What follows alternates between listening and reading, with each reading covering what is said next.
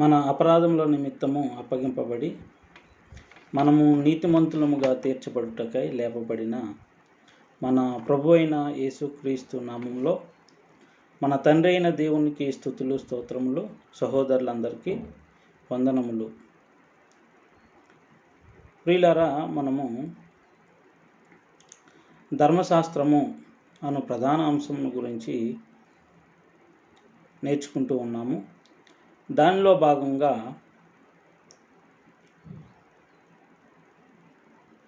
అక్షరము చంపును, ఆత్మయే జీవింపజేయును అనే అంశంను గురించి ఈరోజు పరిశీలన చేద్దాం.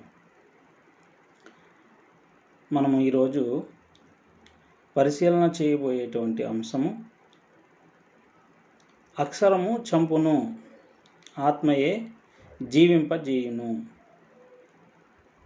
ఇది ధర్మశాస్త్రమును గూర్చినటువంటి అంశంలో ఒక అంశము.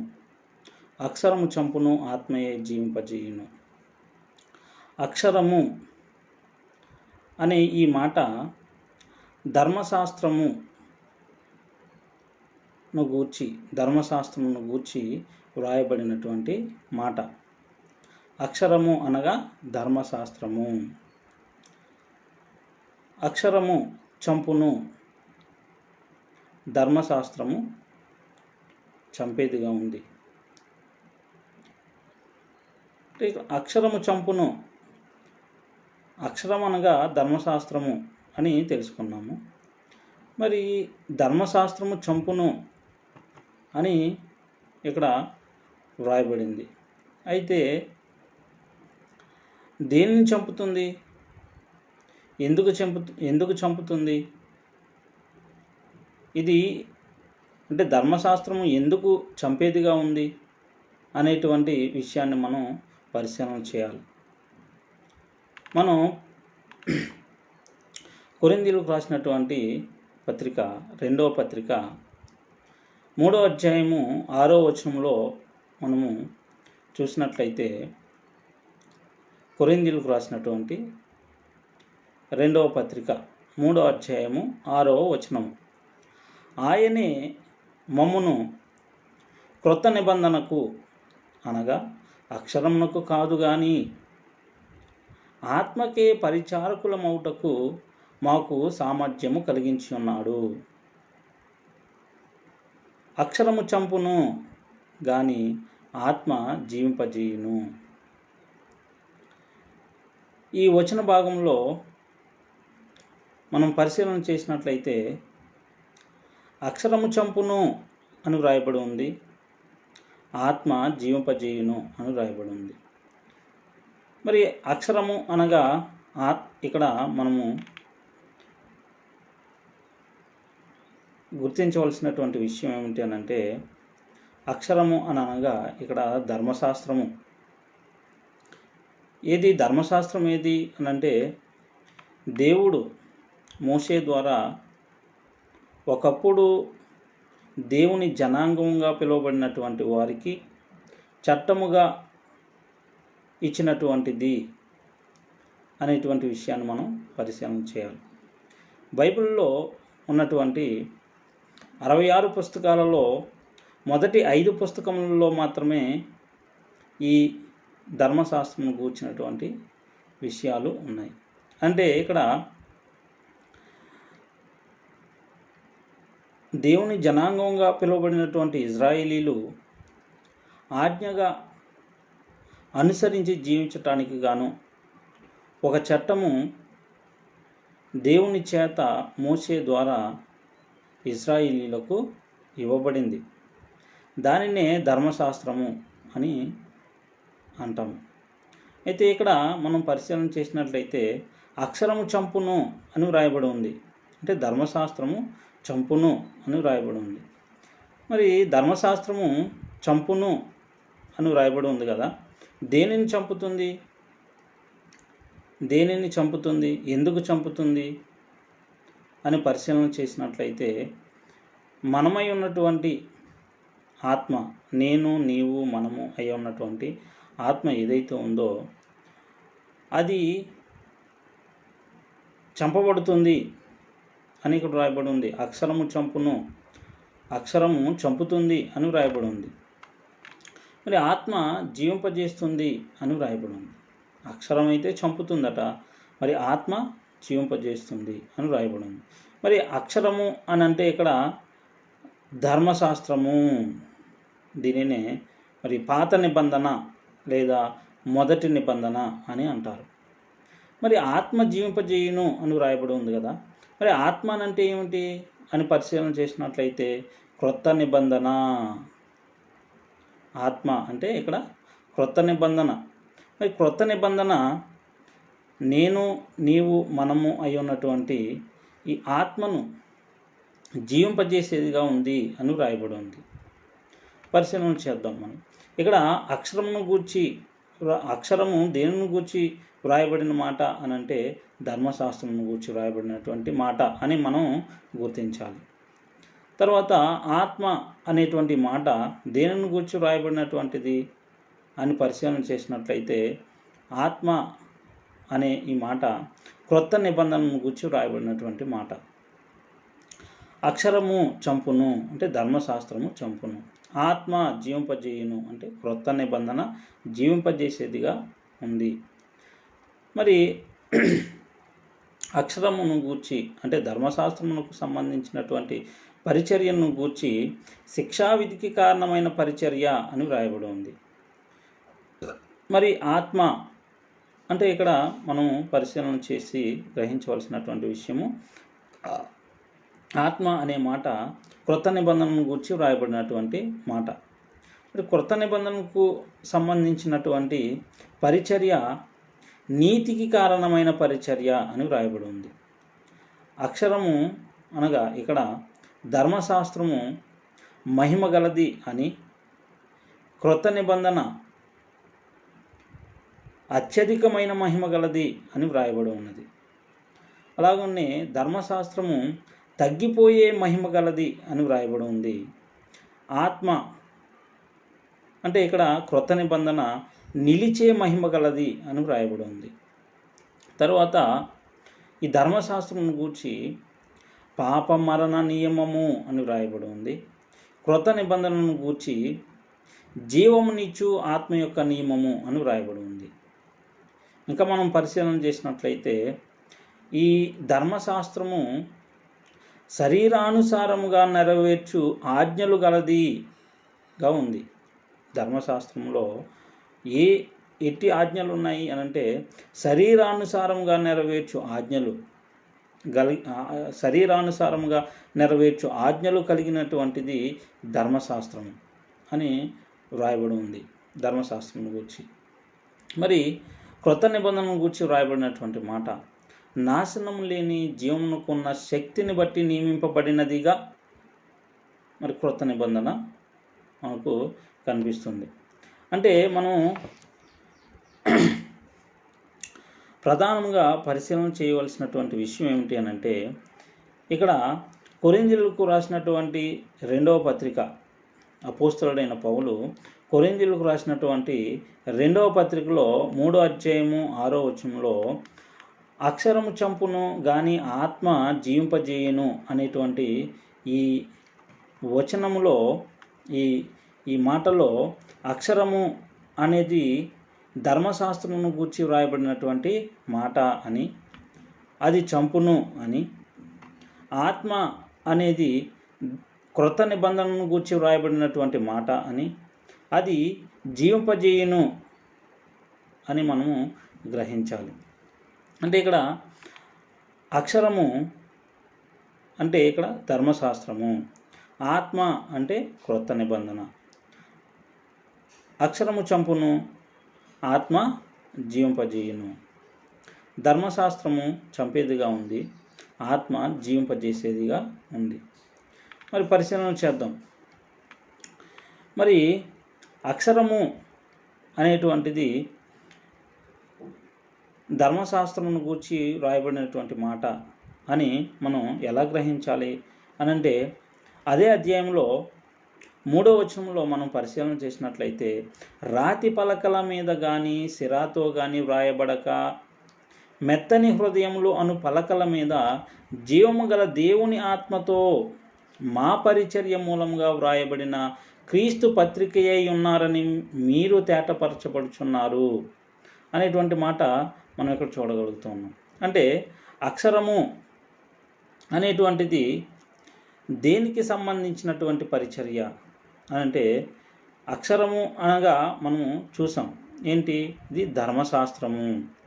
అంటే ధర్మశాస్త్రంలో ఏమున్నాయి అని అంటే 10 ఆజ్ఞలు ఉన్నాయి. మనం 10 ఆజ్ఞలు చూడగలుగుతూ ఉంటాం ధర్మశాస్త్రంలో. అంటే రాతి పలకల మీద సిరాతో రాయబడినటువంటిది అది ధర్మశాస్త్రంను కూర్చున్నటువంటి వివరణ. అంటే రాతి పలకల మీద సిరాతో వ్రాయబడినటువంటిది ధర్మశాస్త్రము.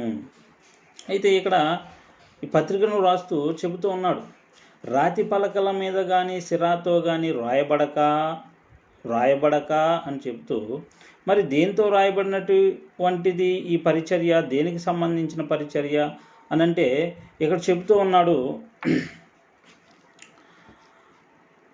మెత్తని హృదయములు అను పలకల మీద, మెత్తని హృదయములు అను పలకల మీద అంటున్నాడు. రాతి పలకల మీద కాదట, మెత్తని హృదయములు అను పలకల మీద అంటున్నాడు.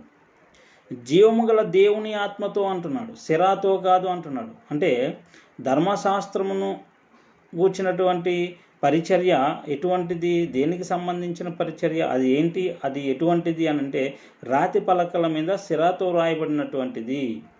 మరి క్రొత్త నిబంధన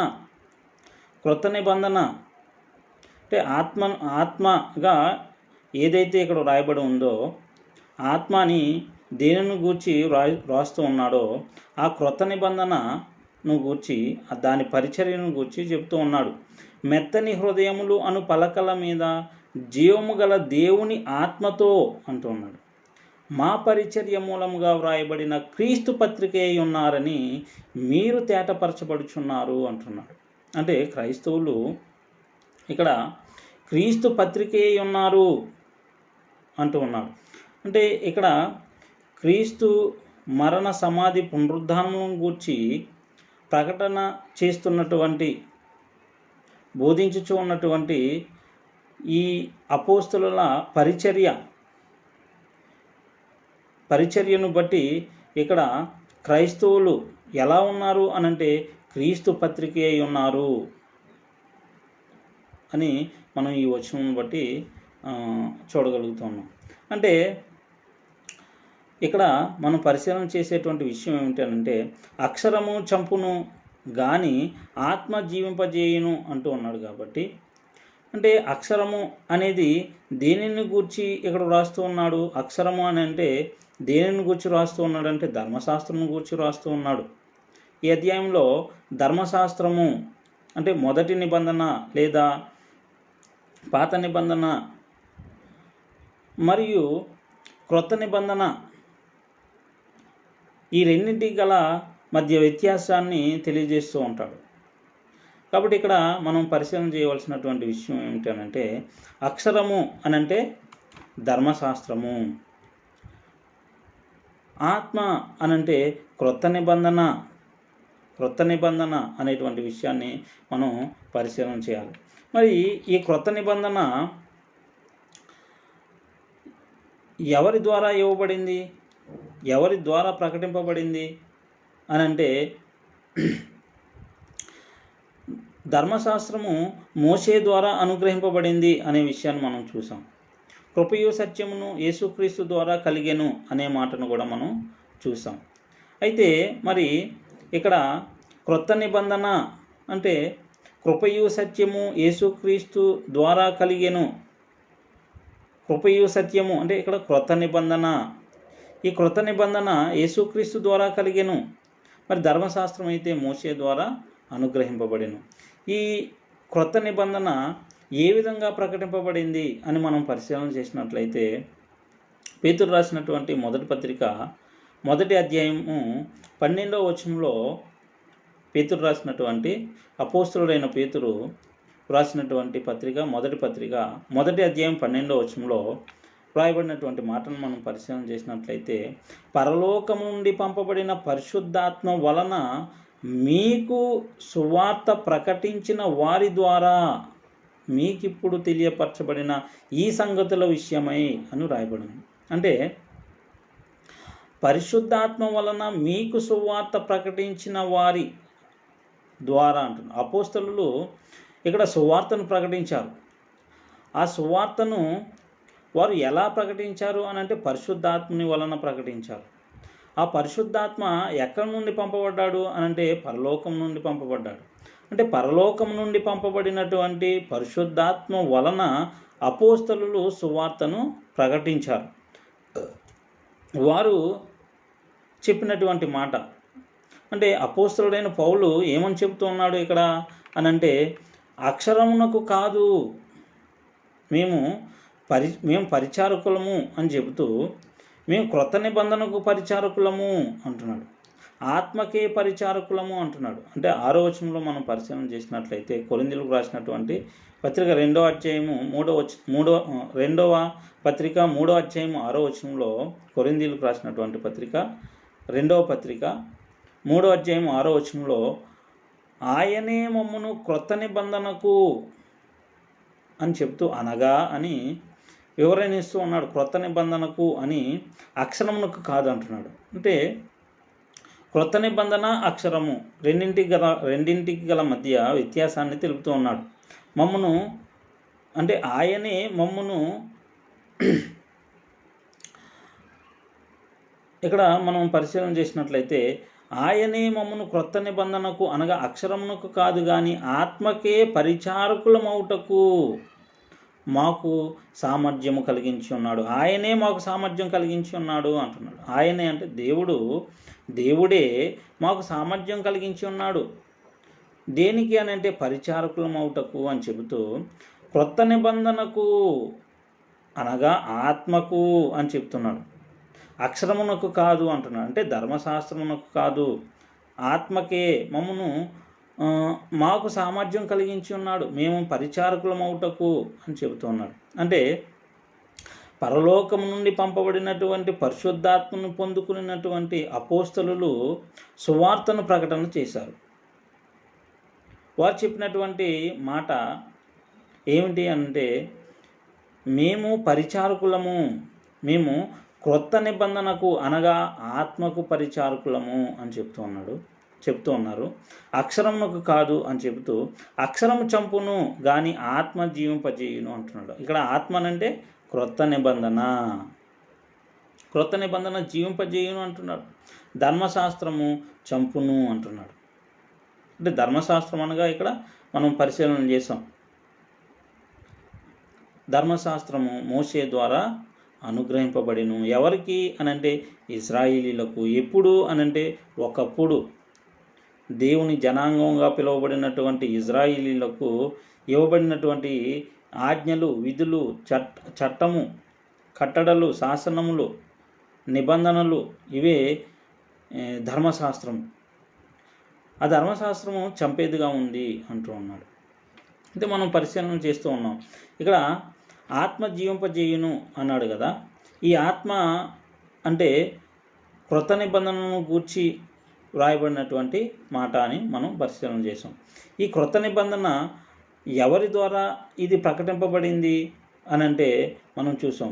పరలోకము నుండి పంపబడినటువంటి పరిశుద్ధాత్ముని వలన అపోస్తలులు ఈ క్రొత్త నిబంధనను ప్రకటించారు, తెలియపరిచారు అనేటువంటి విషయాన్ని మనం పరిశీలన చేసాం. కాబట్టి ఈ అపోస్తలులు ప్రకటించినటువంటి బోధ ఏదైతే ఉందో వారు దేనికి పరిచారకులుగా ఉన్నారో దాని మీద క్రైస్తవులు కట్టబడాలి. అందుకనే ఇక్కడ మనం పరిశీలన చేసినట్లయితే ఎఫెసీయులకు రాసినటువంటి పత్రిక 2వ అధ్యాయము 20వ వచనంలో, ఎఫెసీయులకు రాసిన పత్రిక 2వ అధ్యాయము 20వ వచనంలో క్రీస్తు యేసే ముఖ్యమైన మూలరాయి అయి ఉండగా అపోస్తలులను ప్రవక్తలను వేసిన పునాది మీద మీరు కట్టబడి ఉన్నారు అనేటువంటి మాటను మనం చూడగలుగుతున్నాం. క్రీస్తు యేసే ముఖ్యమైన మూలరాయి అయి ఉండగా అపోస్తలులను ప్రవక్తలను వేసినటువంటి పునాది ఒకటి ఉంది. అదే క్రొత్త నిబంధన. ఆ పునాది మీద మీరు కట్టబడి ఉన్నారు. మీరు అంటే ఇక్కడ క్రైస్తవులు. మీరు ఎక్కడ కట్టబడి ఉన్నారు అని ఇక్కడ పత్రిక ద్వారా తెలియజేస్తూ ఉన్నాడు అని అంటే అపోస్తలులు ప్రవక్తలు వేసినటువంటి పునాది ఆ బోధను అనుసరించి మీరు నడుచుకునేవారుగా ఉండాలి అని వ్రాస్తూ ఉన్నాడు ఈ పత్రిక. అయితే ఈ క్రొత్త నిబంధన మరి దేవుడు ఒకప్పుడు దేవుని జనాంగంగా ఉన్నటువంటి వారికి ఇచ్చినటువంటిదే ధర్మశాస్త్రము. దేవుడు ఇజ్రాయిలీలకు ధర్మశాస్త్రాన్ని ఇచ్చాడు. మరి ఈ ధర్మశాస్త్రము దేవుని వాగ్దానానికి విరోధమైనదా అని అంటే కాదని చెప్పి బైబిల్ చెప్తుంది, దేవుని వాక్యం చెప్తుంది. గలతీయులకు రాసినటువంటి పత్రిక 3వ అధ్యాయము 21వ వచనం మనం పరిశీలన చేసినట్లయితే ధర్మశాస్త్రము దేవుని వాగ్దానములకు విరోధమైనదా అని ప్రశ్నించి అట్లనరాదు, జీవింపచేయ శక్తి గల ధర్మశాస్త్రము ఇయ్యబడి ఉన్న ఎడల వాస్తవముగా నీతి ధర్మశాస్త్ర మూలముగానే కలుగును అని రాయబడి ఉంది. అంటే ఇక్కడ అక్షరము చంపును, ఆత్మ జీవింపజేయును అని రాయబడి ఉంది కదా. మరి జీవింపజేయగలిగేటువంటి శక్తి ధర్మశాస్త్రానికి ఇయ్యబడి ఉందా అని అంటే లేదు అని వాక్యం చెబుతుంది. జీవింపజేయ శక్తి గల ధర్మశాస్త్రము ఇయ్యబడి ఉన్న ఎడలా అంటున్నాడు. వాస్తవముగా నీతి ధర్మశాస్త్ర మూలంగానే కలుగును. అంటే జీవింపజేయగల శక్తి ధర్మశాస్త్రమునకు ఇయ్యబడలేదు కాబట్టి నీతి ధర్మశాస్త్ర మూలముగా కలుగదు. నీతి ధర్మశాస్త్ర మూలముగా కలుగదు. ఎందుకు అనంటే జీవింపజేయ శక్తి ధర్మశాస్త్రమునకు ఇవ్వబడలేదు. ఇది ధర్మశాస్త్రమునకు జీవింపజేయగలిగేటువంటి శక్తి లేదు అని ఇక్కడ వాక్యము చెప్తూ ఉంది.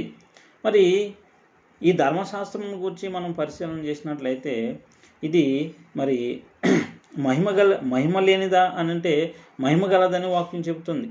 ఇది జీవార్థమైనది అని, పరిశుద్ధమైనదని, నీతి గలది అని, శ్రేష్టమైనది అని, ఆత్మ సంబంధమైనది అని, ఉత్తమమైనది అని, మహిమ గలది అని, జ్ఞాన సత్య స్వరూపమైనది అని ఇక్కడ ధర్మశాస్త్రం గురించి వ్రాయబడినటువంటి మాటలు మనం పరిశీలన చేయగలం. రోమిలకు రాసినటువంటి పత్రికలో 7వ అధ్యాయంలోను అలాగనే 2వ అధ్యాయం 19వ వచనంలోను మనం చూడగలం. ఏంటి అనంటే ఈ ధర్మశాస్త్రము జీవార్థమైనది అని, పరిశుద్ధమైనది, నీతి గలది, ఉత్తమమైనది, ఆత్మ సంబంధమైనది, శ్రేష్టమైనది, మహిమ గలది, అలాగుననే జ్ఞాన సత్య స్వరూపమైనది అని వ్రాయబడి ఉంది. అయితే మరి అక్షరము చంపేదిగా ఎందుకు ఉంది? ఇంతటి శ్రేష్టమైనటువంటి మరి ధర్మశాస్త్రము మరి చంపును అని ధర్మశాస్త్రం గురించి అక్షరము చంపును అని రాయబడి ఉంది. అంటే ధర్మశాస్త్రం చంపును అని రాయబడి ఉంది. ఎందుకు ఇంత శ్రేష్టమైనటువంటిది మరి మహిమ కలిగినటువంటిది, ఆత్మ సంబంధమైనటువంటిది చంపేదిగా ఎందుకు ఉంది అని అంటే ఇది లోపము కలిగి ఉంది. పాపం అనగా ఇటుతో తెలియజేస్తుంది కానీ పాపమును తీసివేయగలిగే శక్తి దీనికి లేదు. దీనిని అనుసరించి ప్రవర్తించినట్లయితే ధర్మశాస్త్రం మేలైనదే. అనుసరించి ప్రవర్తించినట్లయితే అంటే ధర్మశాస్త్రంలో ఉన్నటువంటి విధులు, ఆజ్ఞలు అనుసరించి మరి ప్రవర్తించినట్లయితే వారు జీవిస్తారు. ఆ ధర్మశాస్త్రం వారిని జీవింపజేసేదిగా ఉంది. అయితే మరి ఆ ధర్మశాస్త్రం ఎవరికైతే ఇవ్వబడిందో వారు దానిని అనుసరించి ప్రవర్తించారా? ఎందుకు దానిని మరి నెరవేర్చలేని వారుగా ఉన్నారు అని మనం పరిశీలన చేసినట్లయితే గలతీయులకు రాసినటువంటి పత్రిక గలతీయులకు రాసినటువంటి పత్రిక 3వ అధ్యాయము 10-12 వచనాల్లో మనం పరిశీలన చేసినట్లయితే గలతీయులకు రాసినటువంటి పత్రిక 3వ అధ్యాయము 10 నుంచి 12 వచనం మనం పరిశీలన చేసినట్లయితే, ధర్మశాస్త్రము విధించిన క్రియలకు సంబంధులందరూ శాపమునకు లోనై ఉన్నారు. ఎందుకనగా ధర్మశాస్త్రమందు రాయబడిన విధులన్నీ చేయుట యందు నిలుకడగా ఉండని ప్రతివాడును శాపగ్రస్తుడు అని వ్రాయబడి ఉన్నది అని వ్రాయబడి ఉన్నది అనే మాటను మనం చూడగలుగుతున్నాం. అంటే ధర్మశాస్త్ర గ్రంథమందు వ్రాయబడిన విధులన్నీ చేయుట యందు నిలకడగా ఉండాలి. నిలకడగా ఉండకపోతే మరి శాపగ్రస్తుడు అని వ్రాయబడి ఉంది. కాబట్టి ఏ ఒక్కడును నిలకడగా లేని పరిస్థితిలో ఉన్నాడు. ధర్మశాస్త్ర గ్రంథమందు వ్రాయబడినటువంటి విధులన్నింటినీ చేయుట యందు నిలకడగా ఉండాలి. అప్పుడే దానిని బట్టి మరి జీవించేవాడుగా మనుష్యుడు ఉంటాడు అని ఇక్కడ వ్రాయబడి ఉంది. అలాగనే మరి మనం పరిశీలన చేసినట్లయితే ఇంకా 11వ వచనంలో, ధర్మశాస్త్రము చేత ఎవడును దేవుని ఎదుట నీతిమంతుడని తీర్చబడడు అను సంగతి స్పష్టమే అంటున్నాడు. ఏంటి స్పష్టం? ఏమిటి స్పష్టమే అని అంటే, ఇక్కడ ధర్మశాస్త్రము చేత ఎవడును దేవుని ఎదుట నీతిమంతుడు అని తీర్చబడట. ధర్మశాస్త్రము చేత ఎవడును దేవుని ఎదుట నీతిమంతుడని తీర్చబడడు అని రాయబడి ఉంది. ఎందుకు అనంటే, మరి ధర్మశాస్త్రమందు రాయబడినటువంటి విధులన్నీ చేయుట యందు నిలకడగా ఉండాలి. నిలకడగా ఉండకపోతే శాపగ్రస్తుడు అవుతాడు. కాబట్టి ధర్మశాస్త్రము చేత ఎవడును దేవుని ఎదుట నీతిమంతుడని తీర్చబడడు, ఈ సంగతి స్పష్టమే అని రాయబడి ఉంది. కాబట్టి మనం పరిశీలన చేసినట్లయితే ఇంకా 12వ వచనంలో, ధర్మశాస్త్రము విశ్వాస సంబంధమైనది కాదు కానీ దానిలో ఉన్నటువంటి విధులను అనుసరించువాడు వాటి వలననే జీవించును అని రాయబడి ఉంది. విధులను ఆచరించువాడు వాటి వలననే జీవించును అని రాయబడి ఉంది. అయితే మరి ఇంకా యాకోబు రాసినటువంటి పత్రిక 2వ అధ్యాయం 10వ వచనంలో, ఎవడైనను ధర్మశాస్త్రమంతయు గైకొనియు ఒక ఆజ్ఞ విషయంలో తప్పిపోయిన ఎడలా ఆజ్ఞలన్నిటి విషయంలో అపరాధియగును అని రాయబడి ఉంది. అంటే ధర్మశాస్త్రమందు రాయబడినటువంటి విధులన్నీ చేయుట యందు నిలకడగా ఉండాలి. నిలకడగా లేకపోతే శాపగ్రస్తుడు అవుతాడు. ఆ ధర్మశాస్త్రమంతయు గైకొని ఒక్క ఆజ్ఞ విషయంలో తప్పిపోయినప్పటికీ కూడా ఆజ్ఞలన్నిటి విషయంలో అపరాధి అవుతున్నాడు. కాబట్టి ఇక్కడ ధర్మశాస్త్రము ఏమై ఉందని అంటే చంపేదిగా ఉంది అని రాస్తున్నాడు. అక్షరము చంపును అంటున్నాడు, కానీ ఆత్మ జీవింపజేయును అంటున్నాడు. అంటే జీవింపజేయగలిగే శక్తి ధర్మశాస్త్రానికి ఉందా అని అంటే లేదు. ధర్మశాస్త్రానికి ఇవ్వబడలేదు. కాబట్టి అక్షరము చంపును అని వ్రాయబడి ఉంది. మరి ఆత్మ అనంటే ఏంటి అనంటే క్రొత్త నిబంధన. మరి ఈ క్రొత్త నిబంధన ఎక్కడ ఉంది?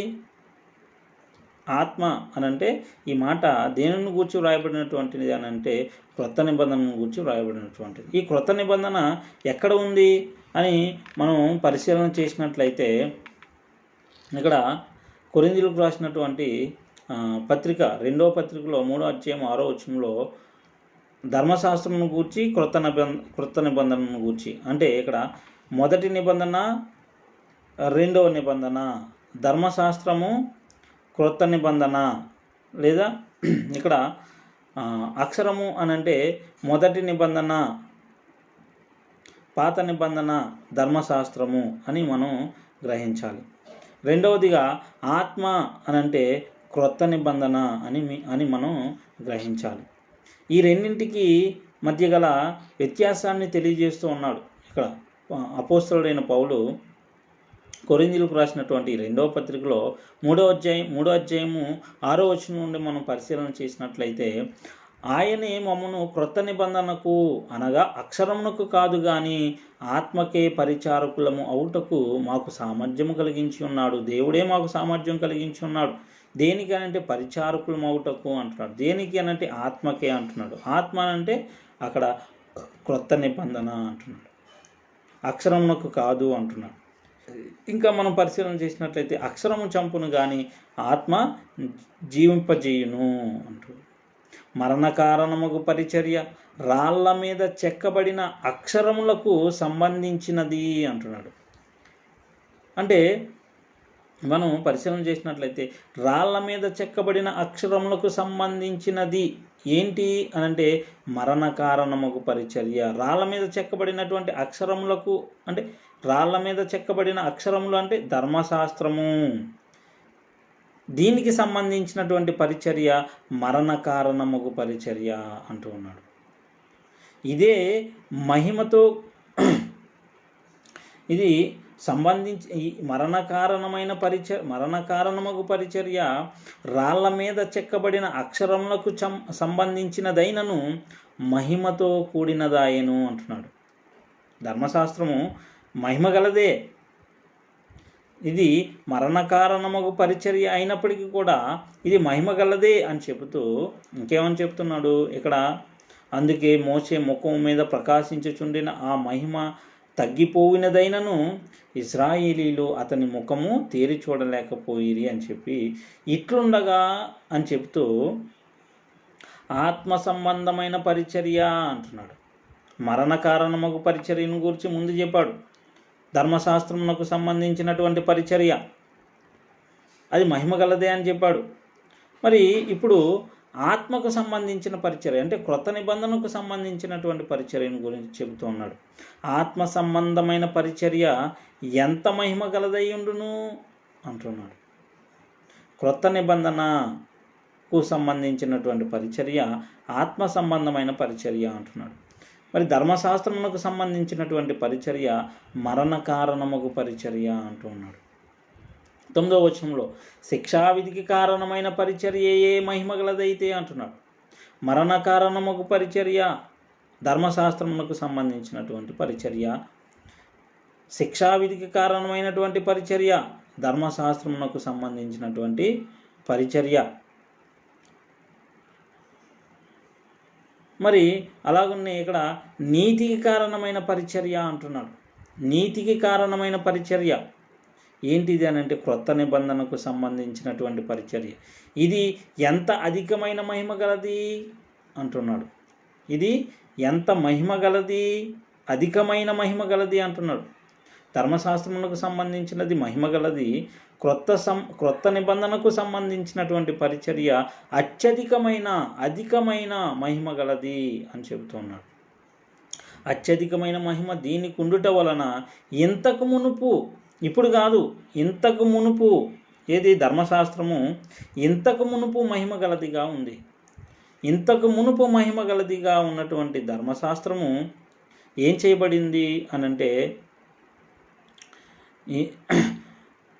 ఈ విషయంలో మహిమ లేనిదాయను అంటున్నాడు. దేని విషయంలో మహిమ లేనిదాయను అనంటే క్రొత్త నిబంధనకు సంబంధించిన పరిచర్య విషయంలో అత్యధికమైన మహిమ దీనికి ఉండుట వలన అంటే ఆత్మ సంబంధమైన పరిచర్యకు ఉండుట వలన మహిమగలదిగా చేయబడిన ఇంతకు మునుపు మహిమగలదిగా చేయబడినది ఈ విషయంలో మహిమ లేనిదాయను అంటున్నాడు. తగ్గిపోవునదే మహిమ గలదై ఉండిన ఎడల నిలిచినది మరి ఎక్కువ మహిమ గలదై ఉండును కదా అంటున్నాడు. తగ్గిపోయే మహిమ గలది ఏంటి అనంటే ధర్మశాస్త్రము. మరి నిలిచినది ఏది అనంటే క్రొత్త నిబంధన మరి ఎక్కువైన మహిమ గలదై ఉండును అంటున్నాడు. కాబట్టి మరి జీవింపజేయ శక్తి గల ధర్మశాస్త్రము మరి వారికి అంటే ఇజ్రాయేలీలకు ఇవ్వబడిందా అనంటే లేదు. ధర్మశాస్త్రమునకు జీవింపజేయగలిగే శక్తి ఇవ్వబడిందా అనంటే లేదు. కాబట్టి అక్షరము చంపును అని రాయబడి ఉంది. మరి ఆత్మ అయితే జీవింపజేయును అంటున్నాడు. మరి మనము దేనిని అనుసరించి జీవించవలసినటువంటి వారంగా ఉండాలి? ధర్మశాస్త్రమును అనుసరించి జీవించవలసిన వారంగా ఉండాలా, లేకుంటే ఆత్మ అని దేనిని గూర్చి రాయబడి ఉంది అనంటే క్రొత్త నిబంధనను గూర్చి. మరి ఆ క్రొత్త నిబంధనను అనుసరించి జీవించవలసిన వారంగా ఉండాలా? అక్షరం చంపును అంటున్నాడు, ఆత్మ జీవింపజేయును అంటున్నాడు. జీవింపజేయ శక్తి కలిగినటువంటి ఆత్మను అనుసరించి నడుచుకుందామా? మరి చంపేటువంటిదిగా ఉన్నటువంటి ధర్మశాస్త్రమును అనుసరించి జీవిద్దామా? మనం మరి మనమే నిర్ణయం తీసుకోవాలి. మనమే ఆలోచన చేసి మరి మనం దేనిని అనుసరించాలా అనేటువంటిది మనమే నిర్ణయించుకోవాలి, పరిశీలన చేయాలి. మరి ఇక్కడ ఈ క్రొత్త నిబంధన ఏ విధంగా మనకు ప్రకటింపబడింది అనంటే, మరి మనం పరిశీలన చేసినట్లయితే యోహాను సువార్త 16వ అధ్యాయము 12వ వచనం నుండి 15వ వచనం వరకు చూసినట్లయితే, నేను మీతో చెప్పవలసినవి ఇంకనూ అనేక సంగతులు గలవు కానీ ఇప్పుడు మీరు వాటిని సహింపలేరు. అయితే ఆయన అనగా సత్యస్వరూపి అయిన ఆత్మ వచ్చినప్పుడు మిమ్మును సర్వసత్యములోనికి నడిపించును. ఆయన తనంతట తానే ఏమీయూ బోధింపక వేటిని వినును వాటినే బోధించి సంభవింపబోవు సంగతులను మీకు తెలియజేయును. ఆయన నా వాటిలోనివి తీసుకుని మీకు తెలియజేయును గనుక నన్ను మహిమపరచును. తండ్రికి కలిగినవన్నీ నావి, అందుచేత ఆయన నా వాటిలోనివి తీసుకుని మీకు తెలియజేయునని నేను చెప్పి తిని అంటున్నాను. ఈ మాటలు ఈ సందర్భము యేసుక్రీస్తు వారు తన శిష్యులతో చెప్పినటువంటి మాటలు. ఇక్కడ యేసుక్రీస్తు వారు చెబుతూ ఉన్నారు తన శిష్యులతో ఏమని అంటే, నేను మీతో చెప్పవలసినటువంటి సంగతులు ఇంకనూ అనేకము కలవు అంటున్నాడు. కానీ ఇప్పుడు మీరు వాటిని సహింపలేరు అని చెబుతూ, అయితే ఆయన అని చెబుతూ అనగా సత్యస్వరూపి అయిన ఆత్మ, పరలోకం నుండి పంపబడినటువంటి ఆత్మ, పరిశుద్ధాత్మ, సత్యస్వరూపి అయిన ఆత్మ వచ్చినప్పుడు మిమ్మును సర్వసత్యంలోనికి నడిపించును అంటున్నాడు. వారు దేనికి పరిచారకులుగా ఉన్నారు అని అంటే, క్రొత్త నిబంధనకు పరిచారకులుగా ఉన్నారు, అంటే ఆత్మకు పరిచారకులుగా ఉన్నారు.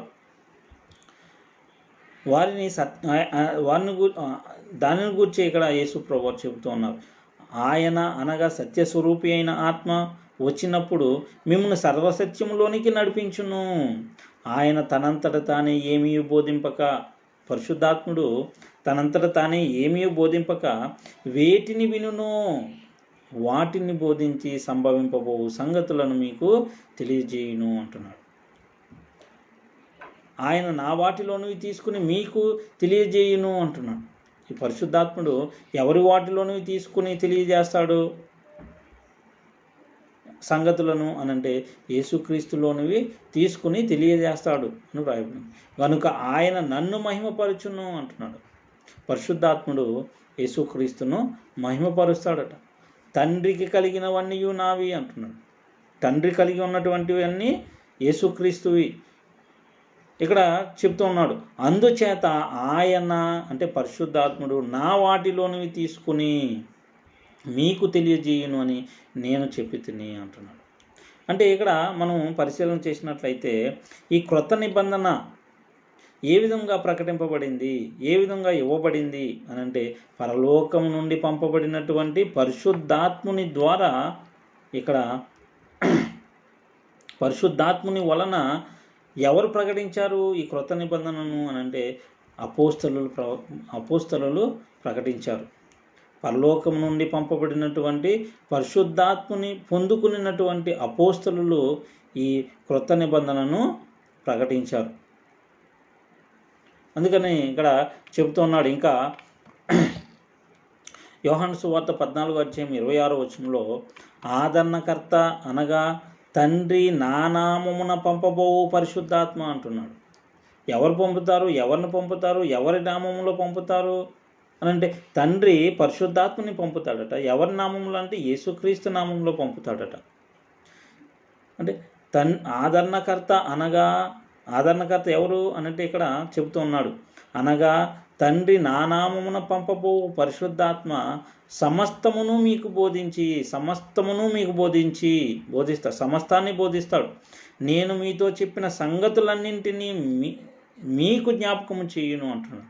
మీతో చెప్పిన సంగతులన్నింటినీ మీకు జ్ఞాపకము చేయును అంటున్నాడు. ఇప్పుడు యేసుక్రీస్తు పునరుద్ధానుడైన తరువాత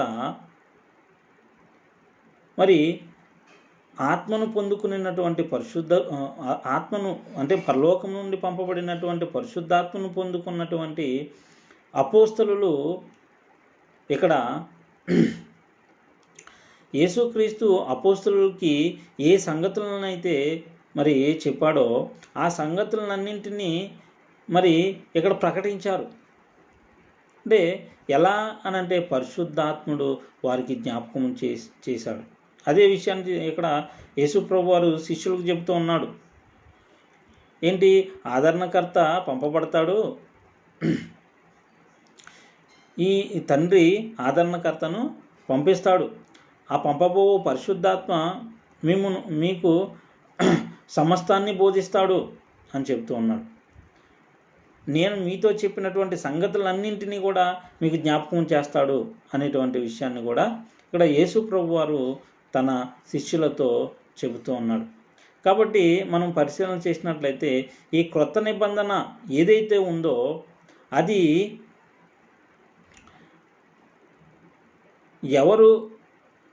ఎవరి ద్వారా ప్రకటింపజేశారు అనంటే పరలోకము నుండి పంపబడినటువంటి పరిశుద్ధాత్ముని వలన ఇక్కడ అపోస్తలులు ప్రకటన చేశారు అనే విషయాన్ని మనం మరి గుర్తించాలి. అంటే ఇక్కడ అక్షరము చంపును అంటున్నాడు, ఆత్మ జీవింపజేయును అంటున్నాడు. మరి అక్షరము అనేది దేనిని గూర్చి వ్రాయబడినటువంటి మాట అనంటే ధర్మశాస్త్రమును గూర్చి వ్రాయబడినటువంటి మాట. మరి ఆత్మ అనేది దేనిని గూర్చి వ్రాయబడినటువంటిది అనంటే మరి క్రొత్త నిబంధనను గూర్చి వ్రాయబడినటువంటి మాట. ఈ క్రొత్త నిబంధన ఎవరి ద్వారా ప్రకటింపబడింది అనంటే అపోస్తలుల ద్వారా. అపోస్తలులు ఎలా దీనిని ప్రకటించారు అనంటే పరలోకము నుండి పంపబడినటువంటి పరిశుద్ధాత్మని పొందుకుని వీరు ప్రకటించారు. ఆ విషయాలను ముందుగానే యేసు ప్రభు వారు తన శిష్యులకు తెలియజేశారు. ఆ విషయాలను మనం ఇక్కడ చూడగలిగాం. యోహాను రాసినటువంటి పత్రికలో 16వ అధ్యాయంలోను 14వ అధ్యాయంలోను మనం చూడగలిగాం. అలాగనే మరి ఇక్కడ మనం చూసినట్లయితే అక్షరము చంపును అంటున్నాడు, కానీ ఆత్మ జీవింపజేయును అంటున్నాడు. మరి ఈ ధర్మశాస్త్రము ఏమై ఉంది అనంటే ఈ ధర్మశాస్త్రమును గూర్చినటువంటి మాట మనం పరిశీలన చేసినట్లయితే పాప మరణముల నియమము అంటూ ఉన్నాడు. పాప మరణముల నియమము. మరి క్రొత్త నిబంధనను గురించి మనం చూసినట్లయితే మరి జీవమునిచ్చు ఆత్మ యొక్క నియమము అని రాయబడి ఉంది. రోమీలకు రాసినటువంటి పత్రిక 8వ అధ్యాయము 2వ వచనం నుండి 4వ వచనం వరకు మనం పరిశీలన చేసినట్లయితే రోమీలకు రాసినటువంటి పత్రిక అపోస్తలుడైన పౌలు రోమీలకు రాసినటువంటి పత్రిక 8వ అధ్యాయము 2వ వచనం నుండి 4వ వచనం వరకు మనం పరిశీలన చేసినట్లయితే క్రీస్తు యేసునందు జీవమునిచ్చు ఆత్మ యొక్క నియమము పాప మరణముల నియమము నుండి అంటున్నాడు నన్ను విడిపించెను. ఎట్లనగా ధర్మశాస్త్రము దేనిని చేయజాలకపోయేనో దానిని దేవుడు చేసెను అని రాయబడింది. ఎలా చేశాడు అనంటే అక్కడ మనం 3-4 వచనాల్లో శరీరమును అనుసరింపక ఆత్మను అనుసరించి నడుచుకుని మన యందు అంటున్నాడు. ఎవరు వీరు అనంటే జీవమునిచ్చు ఆత్మ యొక్క నియమమును అనుసరించి నడుచుకున్నవారు. వారి యందు ఇక్కడ రాయబడినటువంటి మాట ధర్మశాస్త్ర సంబంధమైన నీతి విధి నెరవేర్చబడవలెనని పాప పరిహారము నిమిత్తము దేవుడు తన సొంత కుమారుని పాప శరీరాకారంతో పంపి ఆయన శరీరమందు పాపమునకు శిక్ష విధించెను అని రాయబడి ఉంది. దేవుడు తన సొంత కుమారుని అనగా యేసుక్రీస్తుని పాప శరీరాకారంతో పంపించి ఆయన శరీరమందు యేసుక్రీస్తుని శరీరమందు పాపమునకు శిక్ష విధించాడు, పాపం లేకుండా చేశాడు. కాబట్టి మరి ఇక్కడ అక్షరము చంపును కానీ ఆత్మ జీవింపజేయును అని రాయబడి ఉంది. ఆత్మ అంటే క్రొత్త నిబంధన, అక్షరము అంటే ఇక్కడ ధర్మశాస్త్రము లేదా పాత నిబంధన లేదా మొదటి నిబంధన. మరి జీవింపజేయగలిగే శక్తి ధర్మశాస్త్రానికి ఇవ్వబడిందా అంటే ఇవ్వబడలేదు. కాబట్టి అక్షరము చంపును, మరి ఆత్మ జీవింపజేయును అని అక్కడ వ్రాయబడి ఉంది. అందుకని కొరింథీయులకు రాసినటువంటి పత్రిక, మొదటి పత్రిక 9వ అధ్యాయం 11వ వచనంలో మనం చూసినట్లయితే ఈ యేసుక్రీస్తుని యొక్క పునరుద్ధానమును గూర్చి, యేసుక్రీస్తుని యొక్క శిలువ మరణ పునరుద్ధానమును గూర్చి ప్రకటించినటువంటి వారు చెబుతున్నటువంటి మాట మీ కొరకు ఆత్మ సంబంధమైనవి మేము విత్తి ఉండగా మీ వలన శరీర సంబంధమైన ఫలములు కోసికొనుట గొప్ప కార్యమా అంటూ ఉన్నాడు. పత్రికను రాస్తూ ప్రశ్నిస్తూ ఉన్నాడు. ఏం చేశారట వారు అనంటే ఆత్మ సంబంధమైనవి మేము విత్తి ఉండగా అంటున్నాడు. వారు ఆత్మ సంబంధమైన వాటిని బోధించారు, ఆత్మ సంబంధమైన వాటిని బోధించారు. అంటే ఇంకా మనం పరిశీలన చేసినట్లయితే తెస్సలోనికైలకు రాసినటువంటి 2వ పత్రిక 2వ అధ్యాయము 13వ వచనం నుండి మనం పరిశీలన చేసినట్లయితే ప్రభువు వలన ప్రేమింపబడిన సహోదరులారా ఆత్మ మిమ్మును పరిశుద్ధపరచుట వలనను అంటున్నాడు. మీరు సత్యమును నమ్ముట వలనను రక్షణ పొందుటకు దేవుడు ఆది నుండి మిమ్మును ఏర్పరచుకొనెను గనుక మేము మిమ్మును బట్టి ఎల్లప్పుడూ దేవునికి కృతజ్ఞతాస్తుతులు చెల్లింపబద్దులమై ఉన్నాము. మీరేలాగున రక్షింపబడి మన ప్రభువైన యేసు క్రీస్తు యొక్క మహిమను పొందవలెనని ఆయన మా సువార్త వలన మిమ్మును పిలిచెను అంటున్నాడు. దేనికి పరిచారకులు వీరు? క్రొత్త నిబంధనకు పరిచారకులు. దేనిని వీరు ప్రకటించారు అన్నట్టు సువార్తను ప్రకటించారు. సువార్త అనగా ఇక్కడ క్రీస్తు మరణ సమాధి పునరుద్ధానం. క్రీస్తు మన పాపముల నిమిత్తము, మన అపరాధముల నిమిత్తము అప్పగింపబడ్డాడు, సిలువ వేయబడ్డాడు, సమాధి చేయబడ్డాడు, లేఖనముల ప్రకారము 3వ దినాన లేపబడ్డాడు. ఇదే మరి సువార్త. ఈ సువార్తను ప్రకటిస్తూ ఉన్నారు. ఈ సువార్తను ప్రకటించగా మరి పిలువబడినటువంటి వారు ఉన్నారు. వారిని గురించి వ్రాయబడినటువంటి మాట, దేవుడు ఆది నుండి మిమ్మును ఏర్పరచుకొనెను గనుక మేము మిమ్మును బట్టి ఎల్లప్పుడూ దేవునికి కృతజ్ఞతాస్తుతులు చెల్లింపబద్దులమై ఉన్నాము. మీరేలాగున రక్షింపబడి, ఎలా రక్షింపబడాలి అని అంటే సువార్తను ప్రకటింపగా సువార్త చేత పిలువబడినటువంటి వారుగా ఉండి రక్షింపబడాలి. మీరేలాగున రక్షింపబడి మన ప్రభువైన యేసుక్రీస్తు యొక్క మహిమను పొందవలెనని ఆయన మా సువార్త వలన మిమ్మును పిలిచెను అంటున్నాడు. ఆత్మ మిమ్మును పరుచుట వలన అంటున్నాడు. ఎలా పరిశుద్ధపరచబడ్డారు వీరు అని అంటే సువార్త ద్వారా వీరు పిలువబడ్డారు. సువార్త ద్వారా పిలువబడినటువంటి వీరు ఆత్మ వలన పరిశుద్ధపరచబడ్డారు. ఆత్మ అంటే ఇక్కడ క్రొత్త నిబంధన.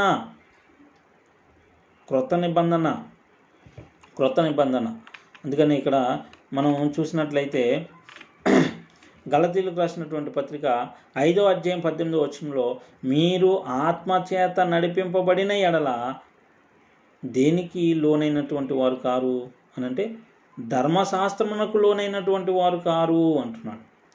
ఆత్మ చేత నడిపింపబడిన ఎడల అంటున్నాడు. జీవింపజేయ శక్తి గలది మరి ఆత్మ, అది క్రొత్త నిబంధన. ఆత్మ చేత నడిపింపబడిన ఎడల అంటే క్రొత్త నిబంధనను బట్టి క్రొత్త నిబంధనను అనుసరించి జీవించినట్లయితే, ఆత్మచేత నడిపింపబడిన ఎడల మీరు ధర్మశాస్త్రమునకు లోనైనటువంటి వారు కారు. ఎందుకని అనంటే అక్కడ అక్షరము చంపును, ధర్మశాస్త్రము చంపును అని వ్రాయబడి ఉంది. ఇంకా మరి రోమీలకు రాసినటువంటి పత్రిక 8వ అధ్యాయం 10వ వచనంలో క్రీస్తు మీలోనున్న ఎడల మీ శరీరము పాప విషయమై మృతమైనది కానీ మీ ఆత్మ నీతి విషయమై జీవము కలిగి ఉన్నది అంటున్నాడు. ఎవరు ఉండాలి మనలో అనంటే క్రీస్తు ఉండాలి అంటున్నాడు. క్రీస్తు ఉండాలి. క్రీస్తు ఉన్నట్లయితే క్రీస్తు మీలో ఉన్న ఎడలా అంటున్నాడు. క్రీస్తు మనలో ఎలా ఉంటాడు? ఇక్కడ మరి యేసుక్రీస్తు ఈ లోకంలో శరీరధారిగా జీవించినప్పుడు తండ్రి నాలో ఉన్నాడు అని చెప్పాడు. ఎందుకు అనంటే తండ్రి వాక్యము క్రీస్తులో నివసిస్తూ ఉంది. తండ్రి చెప్పినటువంటి మాటలనే మీకు చెబుతూ ఉన్నాను అంటూ ఉన్నాడు. అంటే ఇక్కడ తండ్రి వాక్యము క్రీస్తులో ఉన్నది కనుక క్రీస్తు ఏమంటూ ఉన్నాడు? తండ్రి నాలో ఉన్నాడు అంటూ ఉన్నాడు. మరి క్రీస్తు మీలో ఉన్న ఎడల అని రాయబడి ఉంది. ఇక్కడ క్రీస్తు మనలో ఎలా ఉంటాడు అని అంటే క్రీస్తు వాక్యము మనలో ఉన్నట్లయితే క్రీస్తు మనలో ఉంటాడు. క్రీస్తు వాక్యము మనలో ఉన్నట్లయితే అంటే క్రీస్తు వాక్యమును మనము అనుసరించి జీవించినట్లయితే క్రీస్తు మనలో ఉంటాడు. క్రీస్తు మనలో ఉంటాడు. మరి ఇక్కడ క్రీస్తు వాక్యము ఏంటి అనంటే ఆత్మ యొక్క నియమము, జీవమునిచ్చు ఆత్మ యొక్క నియమము. క్రీస్తు మనలో ఉంటే తండ్రి మనలో ఉంటాడు, అలాగనే పరిశుద్ధాత్ముడు కూడా మనలో ఉంటాడు. అంటే మనము దేనిని అనుసరించి జీవించాలి? జీవమునిచ్చు ఆత్మ యొక్క నియమమును అనుసరించి జీవించాలి. క్రొత్త నిబంధన సంబంధముగా మనము జీవించాలి అనేటువంటి విషయాన్ని మనం గుర్తించాలి. అందుకని ఇక్కడ కొలసీలకు రాసినటువంటి పత్రికలో 3వ అధ్యాయం 16వ వచనంలో సంగీతములతోనూ కీర్తనలతోనూ ఆత్మ సంబంధమైన పద్యములతోనూ ఒకనికి ఒకడు బోధించుచు బుద్ధి చెప్పుచు కృపాసహితముగా మీ హృదయములలో దేవుని గూర్చి గానము చేయుచు సమస్త విధములైన జ్ఞానముతో క్రీస్తు వాక్యము మీలో సమృద్ధిగా నివసింపనీయుడి అంటున్నాడు. క్రీస్తు వాక్యము మీలో సమృద్ధిగా నివసింపనీయుడి అని రాస్తూ ఉన్నాడు. కొలసీలకు రాస్తూ ఉన్నాడు అపోస్తలుడైన పౌలు. క్రీస్తు వాక్యము అంటున్నాడు. క్రీస్తు వాక్యం అంటే ఇక్కడ జీవమునిచ్చు మరి ఆత్మ యొక్క నియమము, జీవమునిచ్చు ఆత్మ యొక్క నియమము, క్రొత్త నిబంధన క్రీస్తు వాక్యము మీలో సమృద్ధిగా నివసింపనీయుడి అంటున్నాడు. మరి అలాగనే మరి యోహాను సువార్త, యోహాను పత్రిక, యోహాను రాసినటువంటి మొదటి పత్రిక 4వ అధ్యాయం 15వ వచనంలో మనం చూసినట్లయితే యేసు దేవుని కుమారుడని ఎవడు ఒప్పుకొనునో వానిలో దేవుడు నిలిచి ఉన్నాడు, వాడు దేవుని యందు ఉన్నాడు అని రాయబడింది. అంటే ఇక్కడ యేసు ఎవరని మనం ఒప్పుకోవాలి? యేసే తండ్రి, యేసుక్రీస్తే తండ్రి అని మనం ఒప్పుకోవాలా? లేకుంటే యేసు దేవుని కుమారుడని ఒప్పుకోవాలా అని అంటే యేసు దేవుని కుమారుడు, యేసు దేవుని కుమారుడు. యేసుక్రీస్తు కూడా దేవుడే. ఏ దేవుడు అనంటే కుమారుడైన దేవుడు, తండ్రి దేవుడు. మరి దేవుడు ఒక్కడైనా రాయబడి ఉంది కదా అని ప్రశ్నిస్తారు. మరి దేవుడు ఒక్కడే, ఆయన తండ్రి అని రాయబడి ఉంది. అంటే తండ్రి అయిన దేవుని గూర్చి వ్రాయబడినటువంటి మాట తండ్రి అయిన దేవుని గూర్చి వ్రాయబడినటువంటి మాట దేవుడు ఒక్కడే, దేవుడు ఒక్కడే, ఆయన తండ్రి. యేసుక్రీస్తు ఆయన కూడా దేవుడే, కుమారుడైన దేవుడు. యేసు దేవుని కుమారుడని ఎవడు ఒప్పుకొనునో వానిలో దేవుడు నిలిచి ఉన్నాడు, వాడు దేవుని యందు ఉన్నాడు అని రాయబడి ఉంది. అలాగనే మరి యోహాను పత్రిక మొదటి పత్రిక 4వ అధ్యాయం 4వ వచనంలో చిన్నపిల్లలారా మీరు దేవుని సంబంధులు, మీలో ఉన్నవాడు లోకములో ఉన్న వాని కంటే గొప్పవాడు. క్రీస్తు మీలో ఉన్న ఎడల అని రాయబడి ఉంది. క్రీస్తు మనలో ఎలా ఉంటాడు అనంటే జీవమునిచ్చు ఆత్మ యొక్క నియమము మనలో నివసించినట్లయితే, క్రొత్త నిబంధన అంటే జీవమునిచ్చు ఆత్మ నియమము ప్రకారం మనం నడుచుకున్నట్లయితే మనలో క్రీస్తు నివసిస్తాడు. మీలో ఉన్నవాడు లోకములో ఉన్న వాని కంటే గొప్పవాడు గనుక మీరు వానిని జయించి ఉన్నారు. ఎవరిని జయించి ఉన్నారు అని అంటే లోకములో ఉన్న వానిని, జయించి ఉన్నారు. ఎందుకు అనంటే మీలో ఉన్నవాడు లోకంలో ఉన్నవాని కంటే గొప్పవాడు అని రాయబడి ఉంది. అలాగనే యోహాను పత్రిక మొదటి పత్రిక 3:24 యోహాను పత్రిక మొదటి పత్రిక 3:24 ఆయన ఆజ్ఞలను గైకొనువాడు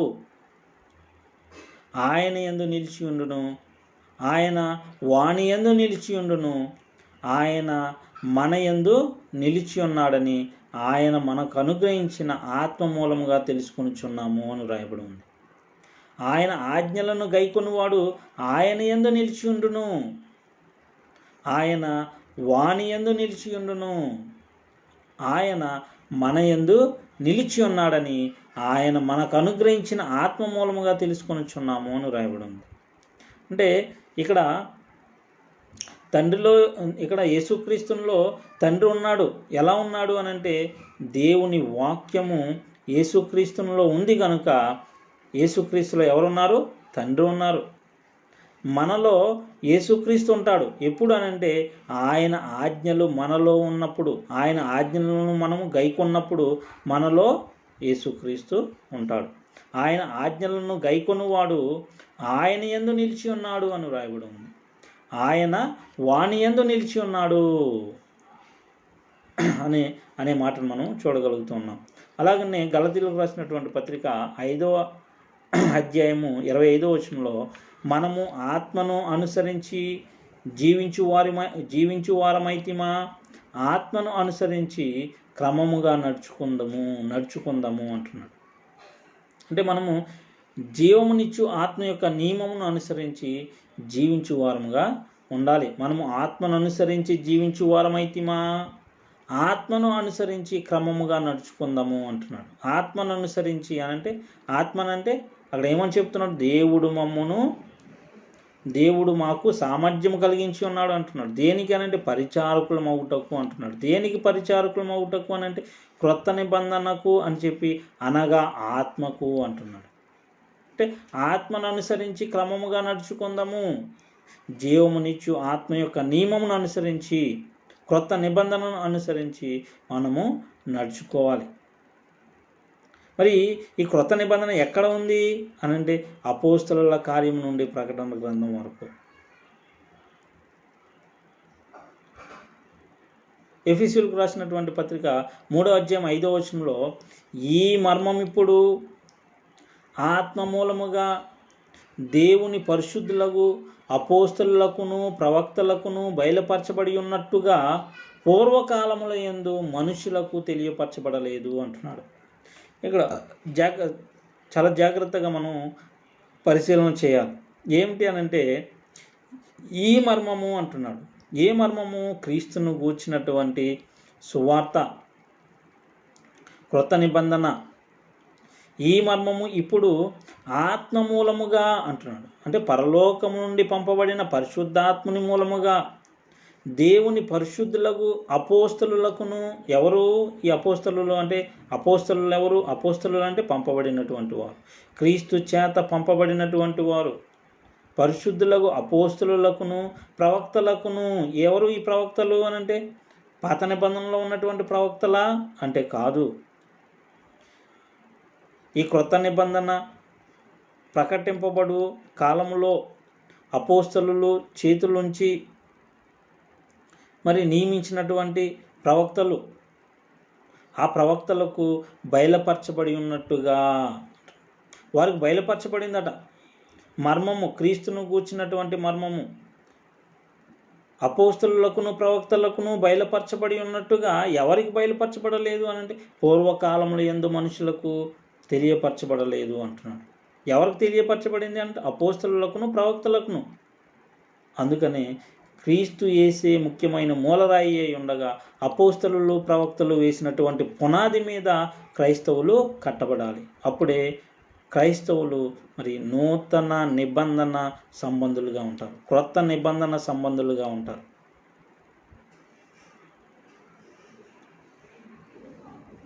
కొరింథీయులకు రాసినటువంటి మొదటి పత్రిక 12వ అధ్యాయంలో మనం పరిశీలన చేసినట్లయితే మరి ఈ మర్మము ఈ క్రొత్త నిబంధన ఏదైతే ఉందో, అంటే కృపయు సత్యమును యేసుక్రీస్తు ద్వారా కలిగెను అని మనం దేని గురించి అయితే మనము మాట్లాడుకుంటూ ఉన్నాము. అది ఏ విధంగా ప్రకటింపబడింది అని మనం ఎప్పుడు ప్రకటింపబడింది, ఎవరి ద్వారా ప్రకటింపబడింది అని మనం పరిశీలన చేసినట్లయితే, మరి పరలోకము నుండి పంపబడినటువంటి పరిశుద్ధాత్ముని వలన అపోస్తలులు ప్రకటన చేశారు. ఎప్పుడు? ఆత్మను పొందుకున్న తరువాత వారు శక్తిని పొందుకున్నారు. శక్తిని పొందుకుని వారు ఈ క్రొత్త నిబంధనను ప్రకటించారు. అందుకని వారు ఏమని చెప్తున్నారు? మేము క్రొత్త నిబంధనకు పరిచారకులము అని చెబుతూ ఉన్నారు. ఇది సంఘ ప్రారంభ కాలంలో, అంటే ఈ క్రొత్త నిబంధన ప్రకటింపబడు కాలంలో కృపావరములను కలిగి ఈ అపోస్తలులు, ప్రవక్తలు మరి ఈ క్రొత్త నిబంధనను మరి ప్రకటించారు అనేటువంటి విషయాన్ని మనం పరిశీలన చేయాలి. కొరింథీయులకు రాసినటువంటి మొదటి పత్రిక 12వ అధ్యాయము 4వ వచనం నుండి 10వ వచనం వరకు మనం పరిశీలన చేసినట్లయితే, కృపావరములు నానా విధములుగా ఉన్నవి కానీ ఆత్మ ఒక్కడే, మరియు పరిచర్యలు నానా విధములుగా ఉన్నవి కానీ ప్రభువు ఒక్కడే. నానా విధములైన కార్యములు కలవు కానీ అందరిలోనూ అన్నింటినీ జరిగించు దేవుడు ఒక్కడే అని ఇక్కడ పరిశుద్ధాత్మను గురించి, యేసుక్రీస్తును గురించి, తండ్రి అయిన దేవుని గురించి ఇక్కడ చెబుతూ, అయినను అందరి ప్రయోజనము కొరకు ప్రతివానికి ఆత్మ ప్రత్యక్షత అనుగ్రహింపబడుచున్నది. ఎలాగనగా అంటూ, ఒకనికి ఆత్మ మూలముగా బుద్ధివాక్యమును, మరి ఒకనికి ఆ ఆత్మను అనుసరించిన జ్ఞానవాక్యమును, ఆ ఆత్మను అనుసరించి జ్ఞానవాక్యమును, మరి ఒకనికి ఆ ఆత్మ వలననే విశ్వాసమును, మరి ఒకనికి ఆ ఒక్క ఆత్మ వలననే స్వస్థపరచు వరములను, మరి ఒకనికి అద్భుత కార్యములను చేయు శక్తియు, మరి ఒకనికి ప్రవచన వరమును, మరి ఒకనికి ఆత్మల వివేచనయు, మరి ఒకనికి నానావిధ భాషలను, మరి ఒకనికి భాషల అర్థము చెప్పు శక్తియు అనుగ్రహింపబడి ఉన్నవి అని వ్రాయబడి ఉంది. అంటే ఆత్మ యొక్క పరిచర్య సంఘ ప్రారంభ కాలంలో, ఈ క్రొత్త నిబంధన ప్రకటింపబడు కాలంలో ఈ ఆత్మ వరాలు ఇక్కడ మరి కలిగినటువంటి వారిని మనం చూస్తూ ఉన్నాం. ఇక్కడ మనం పరిశీలన చేసినట్లయితే, అందరి ప్రయోజనము కొరకు ప్రతి వానికి ఆత్మ ప్రత్యక్షత అనుగ్రహింపబడుచున్నది అంటూ, ప్రతి ఒక్కనికి సంఘ ప్రారంభ కాలంలో ప్రతి ఒక్కనికి ఆత్మ ప్రత్యక్షత అనుగ్రహింపబడుచున్నది అంటున్నాడు. ఒకనికి ఆత్మ మూలముగా బుద్ధివాక్యము, మరి ఒకనికి జ్ఞానవాక్యము, మరి ఒకనికి విశ్వాసము, మరి ఒకనికి మరి స్వస్థపరచు వరములు. ఈ విధముగా మరి వారు శక్తిని కలిగి ఉన్నటువంటి వారుగా మనం చూస్తూ ఉన్నాం. అదే అధ్యాయం 28వ వచనంలో, మరియు దేవుడు సంఘములో మొదట కొందరిని అపోస్తలులను గాను, పిమ్మట కొందరిని ప్రవక్తలను గాను అంటున్నాడు. అపోస్తలులను గాను, ప్రవక్తలను గాను, పిమ్మట కొందరిని బోధకులను గాను, అటు పిమ్మట కొందరిని అద్భుతములు చేయు వారిని గాను, తరువాత కొందరిని స్వస్థపరచు కృపావరములు గల వారిని గాను, కొందరిని ఉపకారములు చేయు వారిని గాను, కొందరిని ప్రభుత్వములు చేయు వారిని గాను, కొందరిని నానా భాషలు మాట్లాడు వారిని గాను నియమించెను అంటున్నాడు. వారు ఈ విధంగా మరి దేవుడు సంఘములో వారిని నియమించినట్లుగా మనం చూస్తూ ఉన్నాం. అంటే క్రొత్త నిబంధన ఏదైతే ఉందో, జీవమునిచ్చు ఆత్మ యొక్క నియమం ఏదైతే ఉందో, అది ప్రకటింపబడుచున్నటువంటి కాలంలో దేవుడు వీరిని ఈ సంఘంలో ఉన్నటువంటి వారిని కొందరిని అపోస్తలులను గాను, కొందరిని ప్రవక్తలను గాను, కొందరిని బోధకులను గాను, కొందరిని అద్భుతములను చేసేటువంటి వారిని గాను, కొందరిని స్వస్థతలు చేసేటువంటి వారిని గాను, కొందరిని ఉపకారములు చేసేటువంటి వారిని గాను, కొందరిని ప్రభుత్వం చేసేటువంటి వారిని గాను, కొందరిని నానా భాషలు మాట్లాడేటువంటి వారిని గాను నియమించి ఉన్నాడు అప్పటి కాలంలో. అయితే మనం చూసినట్లయితే మరి పేతురు రాసినటువంటి పత్రిక 2వ పత్రిక 1వ అధ్యాయము 19వ వచనంలో, మరియు ఇంతకంటే స్థిరమైన ప్రవచన వాక్యము మనకున్నది అంటున్నాడు. ఇంతకంటే స్థిరమైన ప్రవచన వాక్యము అంటున్నాడు. అంటే ప్రవచన వాక్యము అంటే విశ్వాస సంబంధమైనటువంటి వాక్యము, సత్యవాక్యము ఏదైతే ఉందో ఆ వాక్యము స్థిరపరచబడినది అనేటువంటి విషయాన్ని మనం గమనించాలి. అందుకని ఇంతకంటే స్థిరమైన ప్రవచన వాక్యం అంటున్నాడు. స్థిరమైన ప్రవచన వాక్యము, స్థిరపరచబడినటువంటి ప్రవచన వాక్యం. ఆ వాక్యము స్థిరపరచబడు కాలంలో సంఘంలో ఉన్నటువంటి వారు కొందరు అపోస్తలులుగా, కొందరు ప్రవక్తలుగా, కొందరు బోధకులుగా, కొందరు అద్భుతములు చేసేటువంటి వారుగా ఈ విధంగా వారు నియమింపబడ్డారు. అప్పటి కాలంలో నియమింపబడ్డారు అనేటువంటి విషయాన్ని మనం గుర్తించాలి. మరి వారు ఆ విధంగా ప్రకటించినటువంటి జీవమునిచ్చు ఆత్మ యొక్క నియమము, క్రొత్త నిబంధన ఏదైతే ఉందో దానిని అనుసరించి జీవించేటువంటి వారుగా మరి ఇప్పటి వారు ఉండాలి, క్రైస్తవులు ఉండాలి. అందుకనే చెబుతూ ఉన్నాడు. ఎఫెసీయులకు రాసినటువంటి పత్రిక 2వ అధ్యాయం 20వ వచనంలో మనం చూసాం, క్రీస్తు యేసే ముఖ్యమైన మూలరాయి అయి ఉండగా అపోస్తలులను ప్రవక్తలను వేసినటువంటి పునాది మీద మీరు కట్టబడి ఉన్నారు. మనం దేని మీద కట్టబడి ఉండాలి? చంపేటువంటి మరి అక్షరము అనగా ధర్మశాస్త్రము మీద కట్టబడాలా? లేకుంటే క్రొత్త నిబంధన ఆత్మ జీవింపజేసేదిగా ఉన్నటువంటి దాని మీద మనము కట్టబడాలా అని అంటే ఇక్కడ వాక్యం చెబుతుంది, క్రీస్తు యేసే ముఖ్యమైన మూలరాయి అయి ఉండగా అపోస్తలులను ప్రవక్తలను వేసినటువంటి పునాది మీద మీరు కట్టబడి ఉన్నారు. మీరు కట్టబడాలి, మనం కట్టబడాలి అనేటువంటి విషయాన్ని మనం గమనించాలి. ఆ వాక్యము మరి యోధా పత్రిక 1వ అధ్యాయం 3వ వచనంలో మనం చూసినట్లయితే పరిశుద్ధులకు ఒక్కసారే అప్పగింపబడినటువంటి బోధ అని రాయబడి ఉంది. ఈ క్రొత్త నిబంధన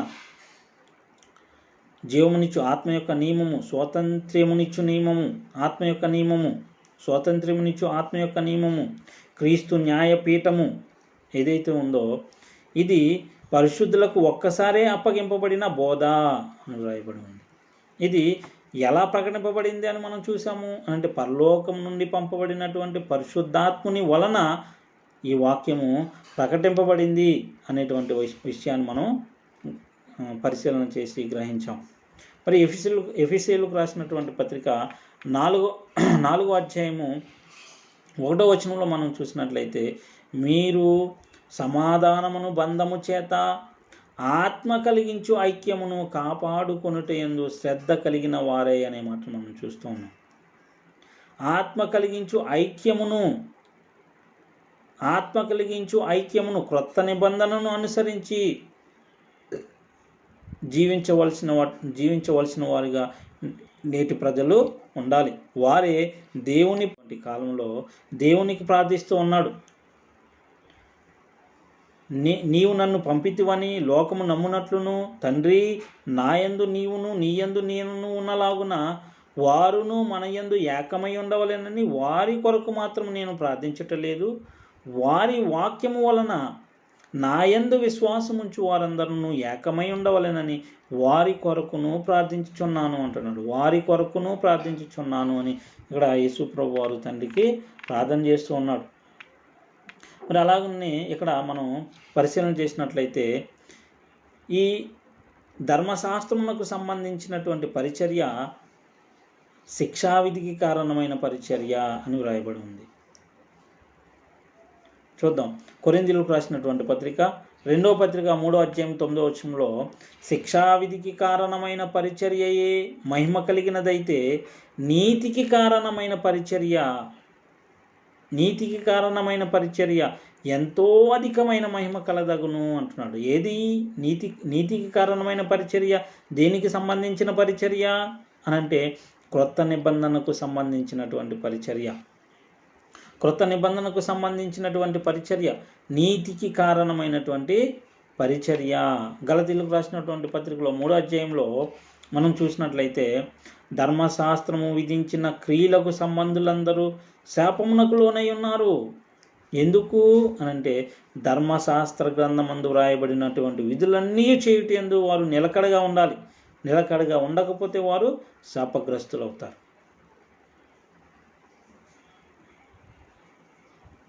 అందుకనే మరి ధర్మశాస్త్రము చంపేదిగా ఉంది. అందుకనే దాన్ని గూర్చి వ్రాయబడినటువంటి మాట అక్షరము చంపును అంటున్నాడు. అక్షరము చంపును అని వ్రాయబడి ఉంది.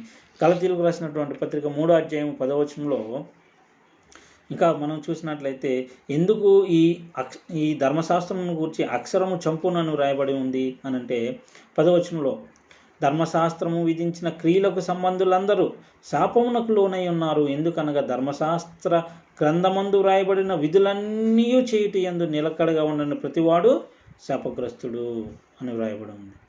మరి అందుకనే మనం పరిశీలన చేసినట్లయితే ధర్మశాస్త్రం గురించి వ్రాయబడినటువంటి మాట అక్షరము చంపును అని వ్రాయబడి ఉంది.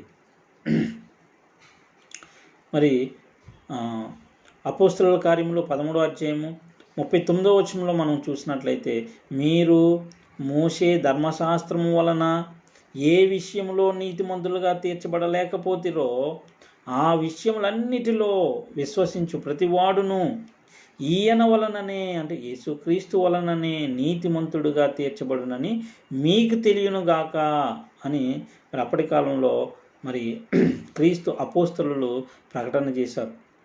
విశ్వసించు ప్రతివాడును యేసుక్రీస్తు వలననే అనేటువంటి విషయాన్ని ఇక్కడ మరి అపోస్తలులు ప్రకటన చేయడం మనం చూస్తూ ఉన్నాం.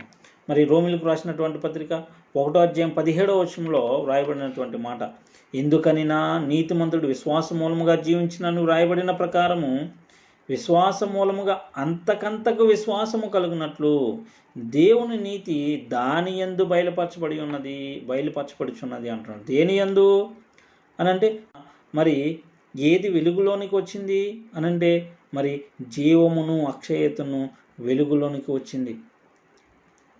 యేసుక్రీస్తు మరి మృతులలో నుండి లేచుట వలన మరణము ఏమైంది అనంటే నిరర్ధకమైంది. మరణము లేకుండా పోయింది.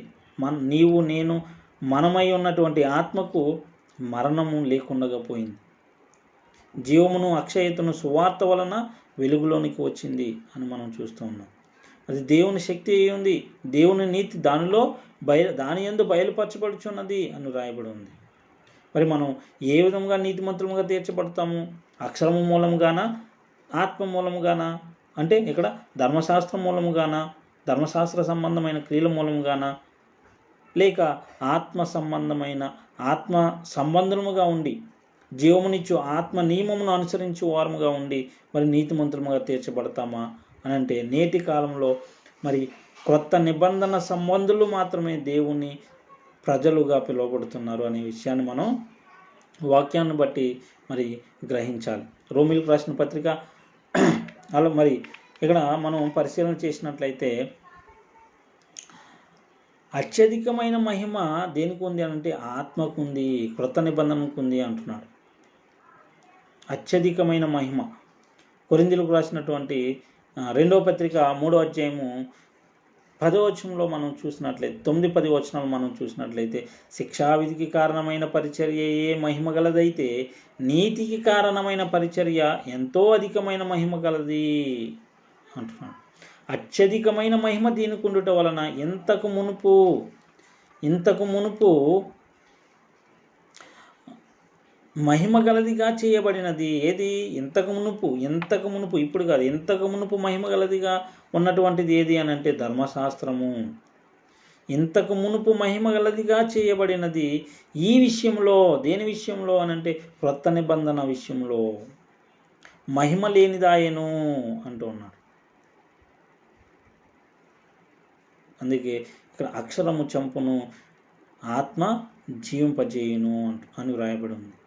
మరి అలాగనే మరి నిలుచు మహిమ గలది ఏది నిలిచే మహిమ గలది ఏది అనంటే క్రొత్త నిబంధన. తగ్గిపోయే మహిమ గలది ఏది అనంటే ధర్మశాస్త్రము అని రాయబడి ఉంది. కొరింథీయులకు రాసినటువంటి పత్రిక 2వ పత్రిక 3వ అధ్యాయం 11వ వచనంలో తగ్గిపోయినదే లేక కొట్టివేయబడునదే మహిమ గలదై ఉండిన ఎడల నిలిచినది మరీ ఎక్కువ మహిమ గలదై ఉండును అని వ్రాయబడి ఉంది. ఈ విధంగా మనం పరిశీలన చేసినట్లయితే మరి అక్షరము చంపును, ఆత్మ జీవింపజేయును అని ఇక్కడ మనం చూడగలుగుతూ ఉన్నాం. మరి అక్షర సంబంధముగా ఉండాలా, ఆత్మ సంబంధముగా ఉండాలా, ధర్మశాస్త్ర సంబంధముగా ఉండాలా, లేదా మరి క్రొత్త నిబంధన సంబంధముగా ఉండాలా, మొదటి నిబంధన లేదా మరి పాత నిబంధన సంబంధముగా ఉండాలా, లేక మనము మరి క్రొత్త నిబంధన మరి జీవమునిచ్చు ఆత్మ యొక్క నియమమును అనుసరించు వారముగా ఉండాలా అనేటువంటి విషయాన్ని మనము గ్రహించాలి. మరి కొరింథీయులకు రాసినటువంటి పత్రికలో 2వ పత్రిక 3వ అధ్యాయము 12, 13, 14 వచనాలను మనం పరిశీలన చేసినట్లయితే తగ్గిపోవచ్చున్న మహిమ యొక్క అంతమును ఇజ్రాయేలీలు తేరి చూడకుండునట్లు మోషే ఏం చేశాడట, తన ముఖము మీద ముసుగు వేసుకునేను. మేమిట్లు చేయక ఇట్టి నిరీక్షణ గలవారమై బహుధైర్యముగా మాట్లాడుచున్నామని చెప్పి, మరియు వారి మనసులు కఠినములాయను అంటున్నాడు. ఎవరి మనసులు అనంటే ధర్మశాస్త్రమును అనుసరించి జీవించి మరి ధర్మశాస్త్ర మూలముగా నీతిమంతులుగా తీర్చబడగోరు వారు ఎవరైతే ఉన్నారో వారి మనసులు కఠినములాయను. కనుక నేటి వరకును పాత నిబంధన చదవబడినప్పుడు అది క్రీస్తునందు కొట్టివేయబడినని వారికి తేటపరచబడక ఆ ముసికే నిలిచి ఉన్నది అంటారు. అదే భ్రమలో ఉన్నారు వారు. ఆ ముసికే నిలిచి ఉన్నది అని ఇక్కడ రాయబడ్డ మనం చూస్తూ ఉన్నాం. కాబట్టి మరి ఇక్కడ అక్షరము అని అంటే పాత నిబంధన లేదా మొదటి నిబంధన లేదా ధర్మశాస్త్రము మోషే ద్వారా ఇజ్రాయేలీలకు దేవుని చేత అనుగ్రహింపబడినటువంటిది ఏదైతే ఉందో అదే అక్షరము, అది చంపును అంటున్నాడు. కానీ ఆత్మ అంటే క్రొత్త నిబంధన జీవమునిచ్చు ఆత్మ యొక్క నియమము, పాప మరణముల నియమము నుండి విడిపించు నియమము ఏదైతే ఉందో అది జీవింపజేయును అంటూ ఉన్నాడు. కాబట్టి కొరింథీయులకు రాసినటువంటి పత్రిక 2వ పత్రికలోనే 3వ అధ్యాయం 7వ వచనంలో మరణ కారణమగు పరిచర్య ఎక్కడ రాయబడి ఉంది అంటే రాళ్ల మీద చెక్కబడిన అక్షరములకు సంబంధించినదై అంటున్నాడు. అయినను మహిమతో కూడినదాయను, అది మహిమతో కూడినదాయను. అందుకే మోషే ముఖం మీద ప్రకాశించుచుండిన ఆ మహిమ తగ్గిపోయినదైనను ఇజ్రాయేలీలు అతని ముఖము తేరి చూడలేకపోయిరి.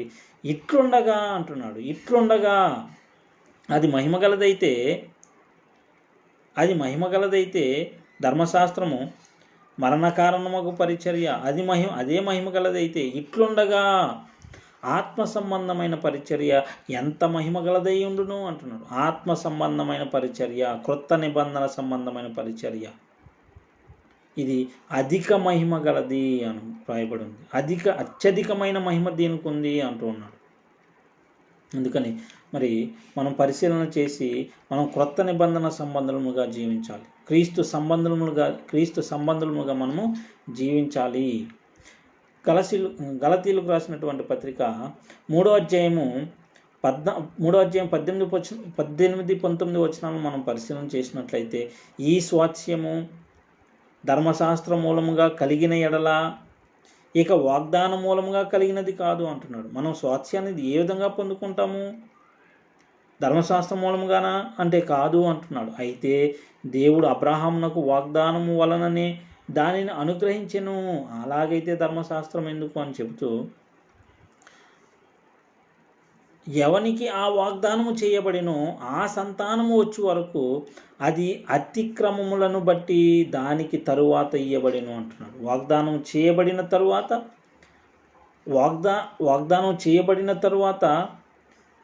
ఎవనికి ఆ వాగ్దానం చేయబడిందో ఆ సంతానం వచ్చే వరకు ఇక్కడ అది అతిక్రమములను బట్టి వారి అతిక్రమములను బట్టి ఇక్కడ వారికి ధర్మశాస్త్రము ఇయ్యబడినది అనే మాట మనం ఇక్కడ చూస్తూ ఉన్నాం. అలాగనే మరి ఇక్కడ మనం పరిశీలన చేసినట్లయితే ఫిలిప్పీలకు రాసినటువంటి పత్రికలో 2వ అధ్యాయం 16-17 వచనాలు మనం పరిశీలన చేసినట్లయితే, అట్టి జనము మధ్యను మీరు జీవవాక్యమును చేతపట్టుకుని, జీవవాక్యమును అంటున్నాడు. ఏది జీవవాక్యము?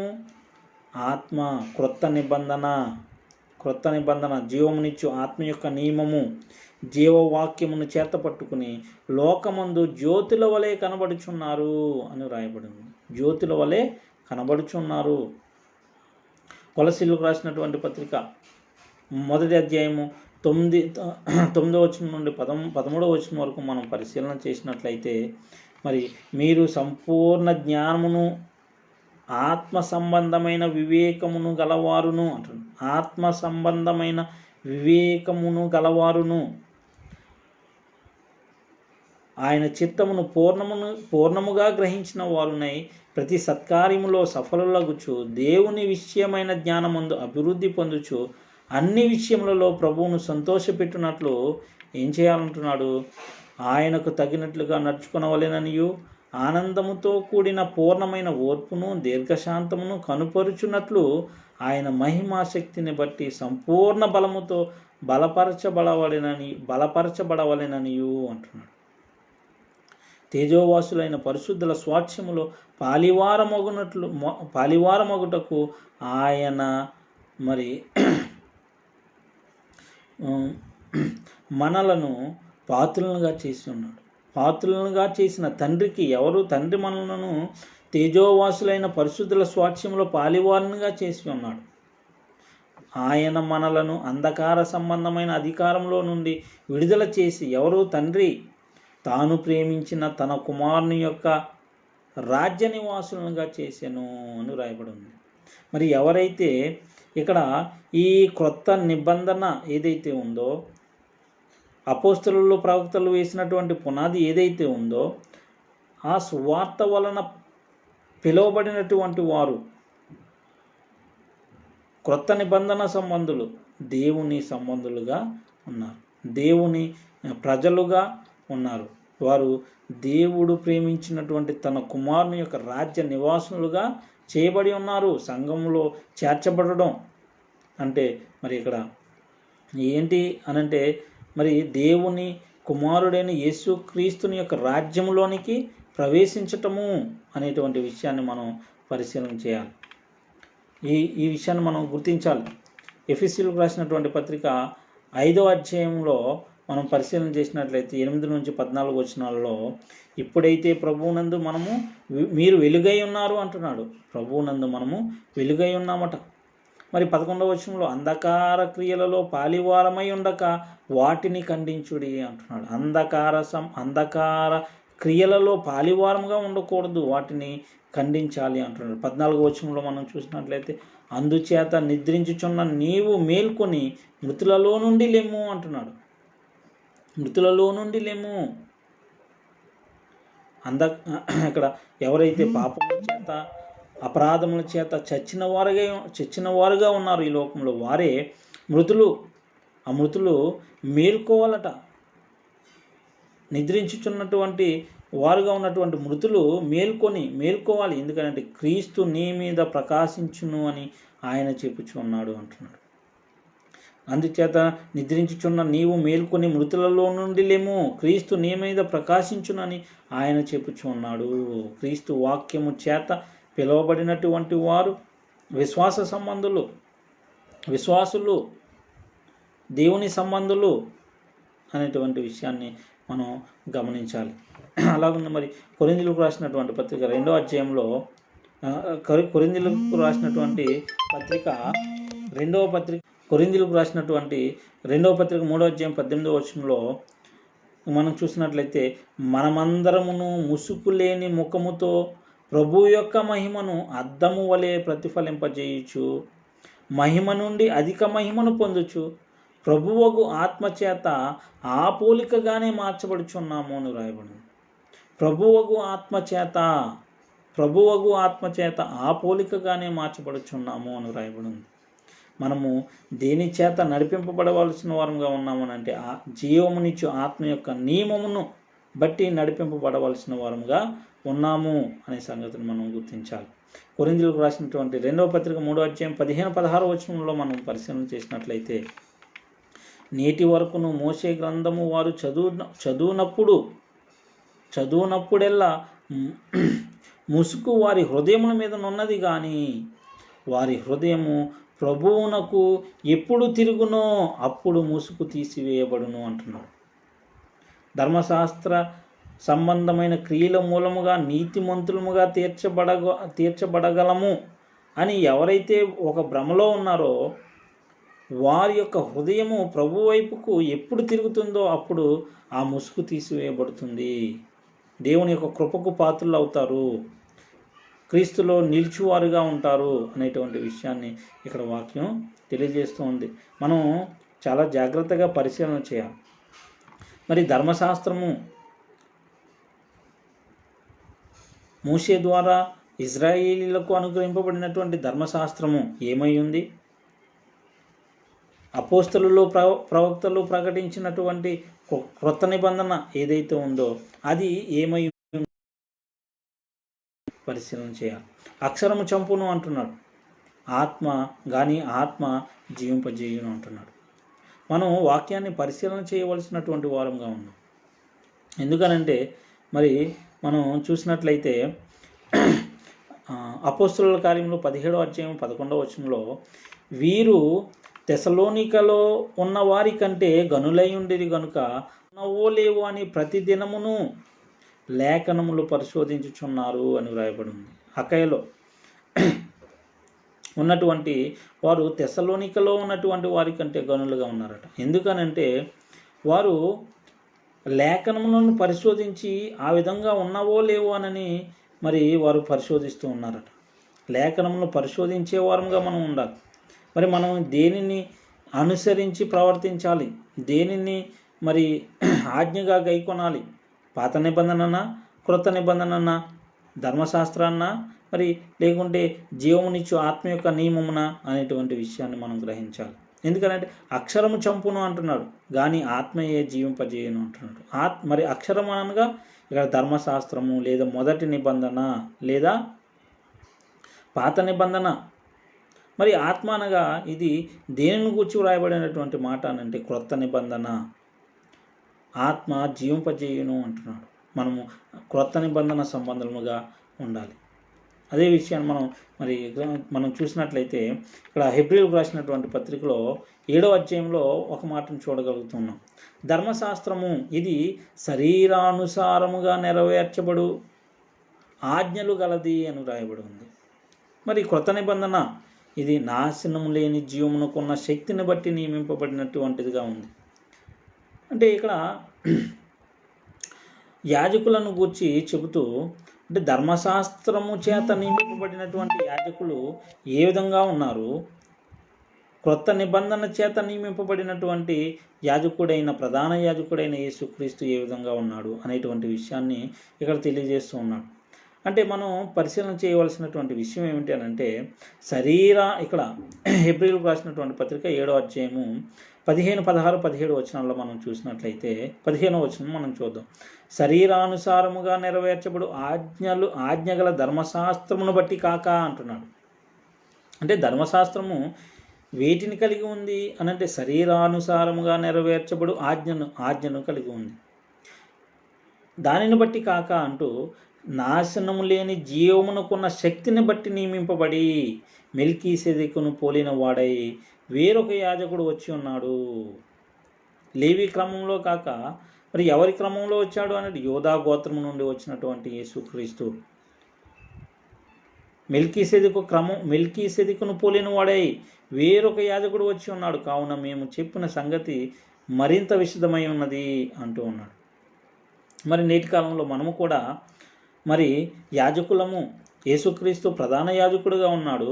మెల్కీసెదెకు క్రమం చొప్పున మెల్కీసెదెకును పోలినవాడిగా ఉన్నాడు. మరి మనము కూడా యేసుక్రీస్తుని చేత యాజకులముగా చేయబడినటువంటి వారు. పేతురు రాసినటువంటి పత్రిక మొదటి పత్రిక 2వ అధ్యాయం 9వ వచనంలో అయితే మీరు చీకటిలో నుండి ఆశ్చర్యమైన తన వెలుగులోనికి మిమ్మును పిలిచిన వాని ఏ విధంగా పిలుస్తూ ఉన్నాడు ఇక్కడ అంటే సువార్త వలన పిలుస్తూ ఉన్నాడు. దేవుని శక్తి దేనిలో ఉందో, దేవుని యొక్క నీతి దేని యందు బయలుపరచబడుచు ఉన్నదో దానిని చేత పిలువబడినటువంటి వారే క్రైస్తవులు. మీరు చీకటిలో నుండి ఆశ్చర్యకరమైన తన వెలుగులోనికి మిమ్మును పిలిచిన వాని గుణాతిశయములను ప్రచురము చేయు నిమిత్తము మరి దేవుని యొక్క గుణాతిశయాలను మనము ప్రచురం చేసేటువంటి వారంగా ఉండాలి అని మనము ఏర్పరచబడిన వంశమును, రాజులైన యాజక సమూహమును, పరిశుద్ధ జనమును, దేవుని సొత్తైన ప్రజలమునై ఉన్నారు. మరి దేవుని సొత్తైన ప్రజలున్నై ఉన్నారు అని ఇక్కడ పేతురు పత్రికను రాస్తూ చెబుతూ ఉన్నాడు. కాబట్టి మనము గ్రహించవలసినటువంటి విషయం ఏమిటి అనంటే, క్రొత్త నిబంధనను బట్టి పిలువబడిన గుణాతిశయములను ప్రచురం చేసేవారంగా ఉండాలి అని చెబుతుంది. దానికి గాను మనం ఏర్పరచబడిన వంశముగాను, రాజులైన యాజక సమూహముగాను, పరిశుద్ధ జనముగాను, దేవుని సొత్తైన ప్రజలముగాను ఉన్నాము, చేయబడ్డాము అని వాక్యము చెబుతోంది. అలాగనే మరి మనం ఎలా ఉండాలి అనంటే, ఈ కొలసీలకు రాసినటువంటి పత్రికలో 2వ అధ్యాయంలో 11వ వచనం నుండి 13వ వచనం వరకు మనం పరిశీలన చేసినట్లయితే, శరీరేచ్ఛలతో కూడిన స్వభావంను విసర్జించి ఆయన యందు చేతులతో చేయబడిన సున్నతి పొందితిరి అంటున్నాడు. ఆయన యందు, క్రీస్తు యందు చేతులతో చేయబడని సున్నతిని పొందినటువంటి వారే క్రైస్తవులు అనేటువంటి విషయాన్ని మనం గుర్తించాలి. మరి ధర్మశాస్త్రము చంపేదిగా ఉంది. క్రొత్త నిబంధన, నూతన నిబంధన, మరి ఇక్కడ 2వ నిబంధన ఏదైతే ఉందో, మరి జీవమునిచ్చు ఆత్మ యొక్క నియమము, స్వాతంత్ర్యమునిచ్చు ఆత్మ యొక్క సంపూర్ణ స్వాతంత్ర్యమునిచ్చు ఆత్మ యొక్క నియమము ఏదైతే ఉందో, మరి అది జీవింపజేసేదిగా ఉంది అంటున్నాడు. అక్షరము చంపును గాని ఆత్మ జీవింపజేయును అంటున్నాడు. మరి బైబిల్లో ఆ ధర్మశాస్త్రం ఎందుకు ఉంది అనంటే, మనం దానిని ఆజ్ఞగా అనుసరించాలా అనంటే దానిని ఆజ్ఞగా అనుసరించవలసినటువంటి అవసరత లేదు. బైబిల్లో ఉన్నటువంటి మొదటి 5 పుస్తకములు ధర్మశాస్త్ర గ్రంథము, మొదటి 5 పుస్తకములు ధర్మశాస్త్ర గ్రంథమును సూచిస్తూ ఉన్నాయి. మరి తర్వాత ఉన్నటువంటి పుస్తకములు మరి న్యాయాధిపతులు, రాజులు, ప్రవక్తలను గూర్చినటువంటి విషయాలను అక్కడ వ్రాయడం చూస్తూ ఉంటాం. క్రీస్తును గూర్చినటువంటి ప్రవచనములు, క్రీస్తును గూర్చినటువంటి మరి వాగ్దానములు మనము చూడగలుగుతూ ఉంటాం. అంటే పాత నిబంధన భాగంగా ఉన్నటువంటి మొదటి 5 పుస్తకములలో ధర్మశాస్త్ర గ్రంథము, తర్వాత ఉన్నటువంటి పుస్తకములు ఆ ధర్మశాస్త్రమును అనుసరించి జీవించినటువంటి వారి యొక్క జీవిత విధానమును గురించి వ్రాయబడినటువంటి విషయాలు అనేటువంటి విషయాన్ని మనం గుర్తించాలి. అలాగనే క్రొత్త నిబంధన భాగంలో మొదటి 4 పుస్తకములు ఏవైతే ఉన్నాయో, మత్తయి సువార్త, లూకా సువార్త, మత్తయి, మార్కు, లూకా, యోహాను, ఈ పుస్తకములు ఏవైతే ఉన్నాయో అవి ఆ పుస్తకంలో రాయబడినటువంటి విషయాలు ఏవైతే ఉన్నాయో అవి ధర్మశాస్త్రము అనగా మొదటి నిబంధన లేదా మరి పాత నిబంధన ఏలుబడిలో ఉన్నటువంటి కాలంలో జరిగినటువంటి విషయాలు అనేటువంటి విషయాన్ని మనం గుర్తించాలి. యేసుక్రీస్తు ఎప్పుడైతే మరణము నుండి మరి మృతులలో నుండి పునరుద్ధానుడయ్యాడో, మరణమును గెలిచాడో, మరణమును మరి సమాధిని గెలిచి మరి యేసుక్రీస్తు పునరుద్ధానుడయ్యాడో, మృతులలో నుండి లేపబడ్డాడో, తరువాత కాలంలో మరి పరలోకం నుండి పంపబడినటువంటి పరిశుద్ధాత్ముని వలన నడిపింపబడిన వారుగా ఉండి క్రొత్త నిబంధనను ప్రకటించినటువంటి అపోస్తలులు ఎవరైతే ఉన్నారో వారు వారు ప్రకటించారు. దేనిని అనంటే క్రొత్త నిబంధనను. ఆ క్రొత్త నిబంధనను మనం అనుసరించాలి. ఆ క్రొత్త నిబంధనను మనం ఆజ్ఞగా మరి అనుసరించాలి. అంతేగాని పాత నిబంధనను అనుసరించవలసినటువంటి అవసరత లేదు. మరి పాత నిబంధన ఎందుకు మన బైబిల్లో ఉంది? ఎందుకు అవి వ్రాయబడ్డాయి? ఆ సంగతులు ఎందుకు వ్రాయబడ్డాయి అని అంటే కొరింథీయులకు రాసినటువంటి మొదటి పత్రికలో 10వ అధ్యాయం 11వ వచనంలో ఈ విధంగా వ్రాయబడి ఉంది. ఈ సంగతులు దృష్టాంతములుగా వారికి ఆ విధంగా సంభవించాయి. యుగాంతమందున్న మనకు బుద్ధి కలుగుటకై వ్రాయబడెను అనే మాట మనం చూస్తూ ఉన్నాం. అవి మనకు బుద్ధి కలగడానికి అవి వ్రాయబడ్డాయి. అంతేగాని వాటిని ఆజ్ఞగా అనుసరించి జీవించడానికి కాదు. ఇప్పటి కాలంలో మనము క్రొత్త నిబంధనను ఆజ్ఞగా అనుసరించి జీవించవలసినటువంటి వారంగా ఉండాలి అనేటువంటి విషయాన్ని మనం గుర్తించాలి. మరి దేవుడు యేసుక్రీస్తును కరుణాధారముగా బయలుపరిచాడు. అందుకే ఆ మాట మనం చూసినట్లయితే రోమిలకు రాసిన పత్రిక 3వ అధ్యాయంలో 23 నుండి 26 వచనం వరకు, తర్వాత 20వ వచనం నుండి 22వ వచనం వరకు మనం పరిశీలన చేసినట్లయితే, ఏ భేదమును లేదు, అందరూ పాపం చేసి దేవుడు అనుగ్రహించి మహిమను పొందలేకపోతున్నారు అని రాయబడి. ఎప్పుడు అనంటే ధర్మశాస్త్రము ఏలుబడిలో ఉన్నటువంటి కాలంలో అటు ధర్మశాస్త్రము కలిగి ఉన్నటువంటి ప్రజలు, అప్పటి కాలంలో అన్యజనులుగా ఉన్నటువంటి ప్రజలు ఏ ఒక్కరును కూడా దేవుని అనుగ్రహించి మహిమను పొందలేని వారుగా ఉన్నారు అని చెప్తూ, కాబట్టి దేవుడు తన కుమారుని పంపవలసినటువంటి అవసరత ఏర్పడింది. కాబట్టి నమ్మువారు ఆయన కృపచేతనే క్రీస్తు యేసునందలి విమోచనము ద్వారా ఉచితముగా నీతిమంతులను తీర్చబడుచున్నారు. పూర్వము చేయబడిన పాపములను దేవుడు తన ఓరిము వలన ఉపేక్షించినందున ఆయన తన నీతిని కనుపరచవలెనని యేసుక్రీస్తు రక్తమునందలి విశ్వాసము ద్వారా ఆయనను కరుణాధారముగా బయలుపరిచెను. దేవుడు తన కుమారుని కరుణాధారముగా బయలుపరిచాడు.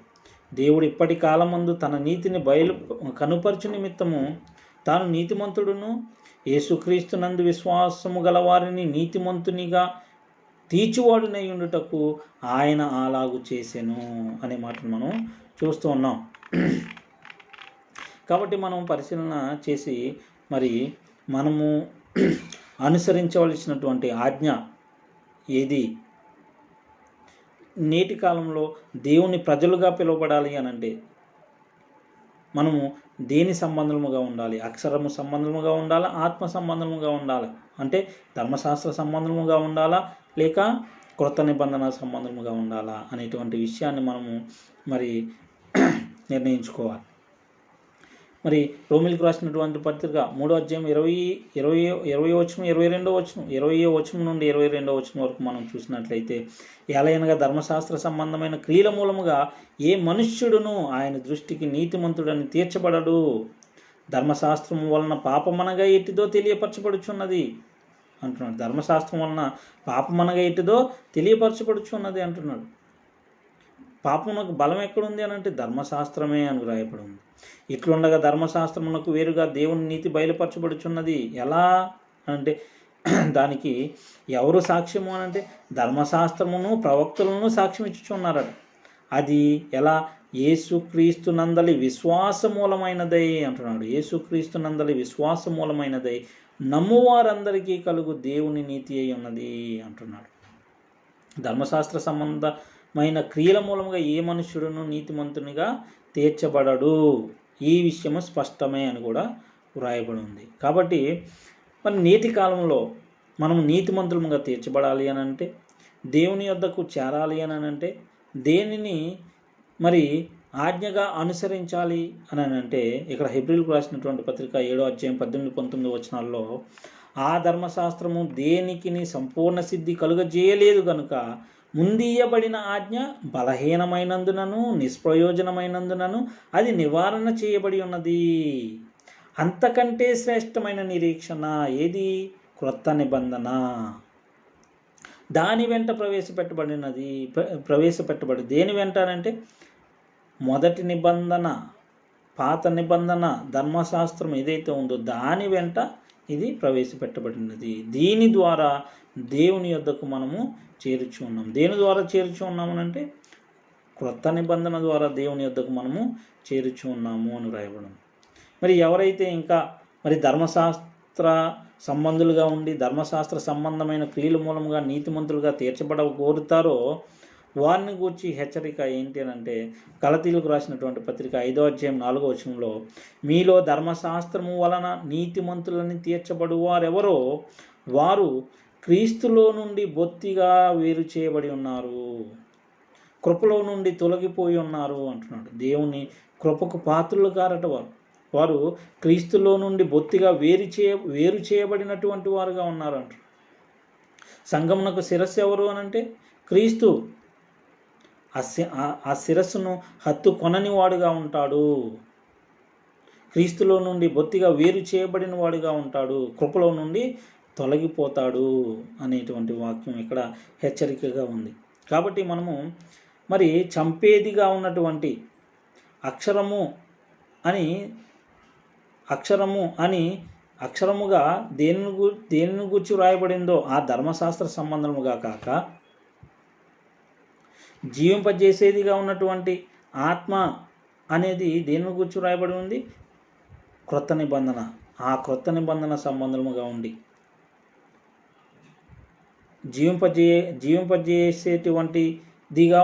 జీవింపజేసేదిగా ఉన్నటువంటి ఆ క్రొత్త నిబంధనను అనుసరించి జీవించి మనము మరి దేవుణ్ణి చేరవలసినటువంటి వారంగా ఉన్నాము అనే వాక్యము తెలియజేస్తూ ఉంది. మరి ఈ విషయాలను మనం మరి చాలా జాగ్రత్తగా పరిశీలన చేయాలి. ఎందుకనంటే కొరింథీయులకు రాసినటువంటి పత్రిక 2వ పత్రికలో 11వ అధ్యాయంలో 13వ వచనం నుండి 15వ వచనం వరకు వ్రాయబడినటువంటి మాటలు మనం పరిశీలన చేసినట్లయితే, యాలయనగా అట్టివారు క్రీస్తు యొక్క అపోస్తుల వేషము ధరించుకొనిన వారై ఉండి అంటున్నాడు. క్రీస్తు యొక్క అపోస్తుల వేషము ధరించుకొనిన వారుగా ఉంటారు. దొంగ అపోస్తులను మోసగాండ్రగు పనివారునై ఉన్నారు అంటున్నాడు. దొంగ అపోస్తులు మోసగాండ్రు ఉన్నారు. వారు క్రీస్తు యొక్క అపోస్తుల వేషం ధరించుకుని వారుగా ఉంటారు. ఇది ఆశ్చర్యము కాదు అంటున్నాడు. సాతాను తానే వెలుగుదూత వేషము ధరించుకొనుచున్నాడు అంటున్నాడు. వెలుగుదూత వేషము ధరించుకున్నాడు గనుక వాని పరిచారకులు, ఎవరి పరిచారకులు? ఆ వెలుగుదూత వేషము ధరించుకున్నటువంటి ఆ సాతాను యొక్క పరిచారకులు నీతి పరిచారకుల వేషము ధరించుకున్నట గొప్ప సంగతి కాదు అంటున్నాడు. ఆ సాతానే వెలుగుదూత వేషం ధరించుకున్నాడు. మరి వాణి పరిచారకులు నీతి పరిచారకుల వేషము ధరించుకున్నట గొప్ప సంగతి కాదు, వారి క్రియల చొప్పున వారికి అంతము కలుగును అంటున్నాడు. కాబట్టి సాతాను యొక్క పరిచారకులను మనము మరి గుర్తించవలసినటువంటి అవసరం ఉంది. మరి పాత నిబంధన ధర్మశాస్త్రము లేదా మరి మొదటి నిబంధన పాత నిబంధన ఏదైతే ఉందో వాటి విషయాలను గూర్చి ప్రకటిస్తూ రక్షింపబడండి అని చెబుతూ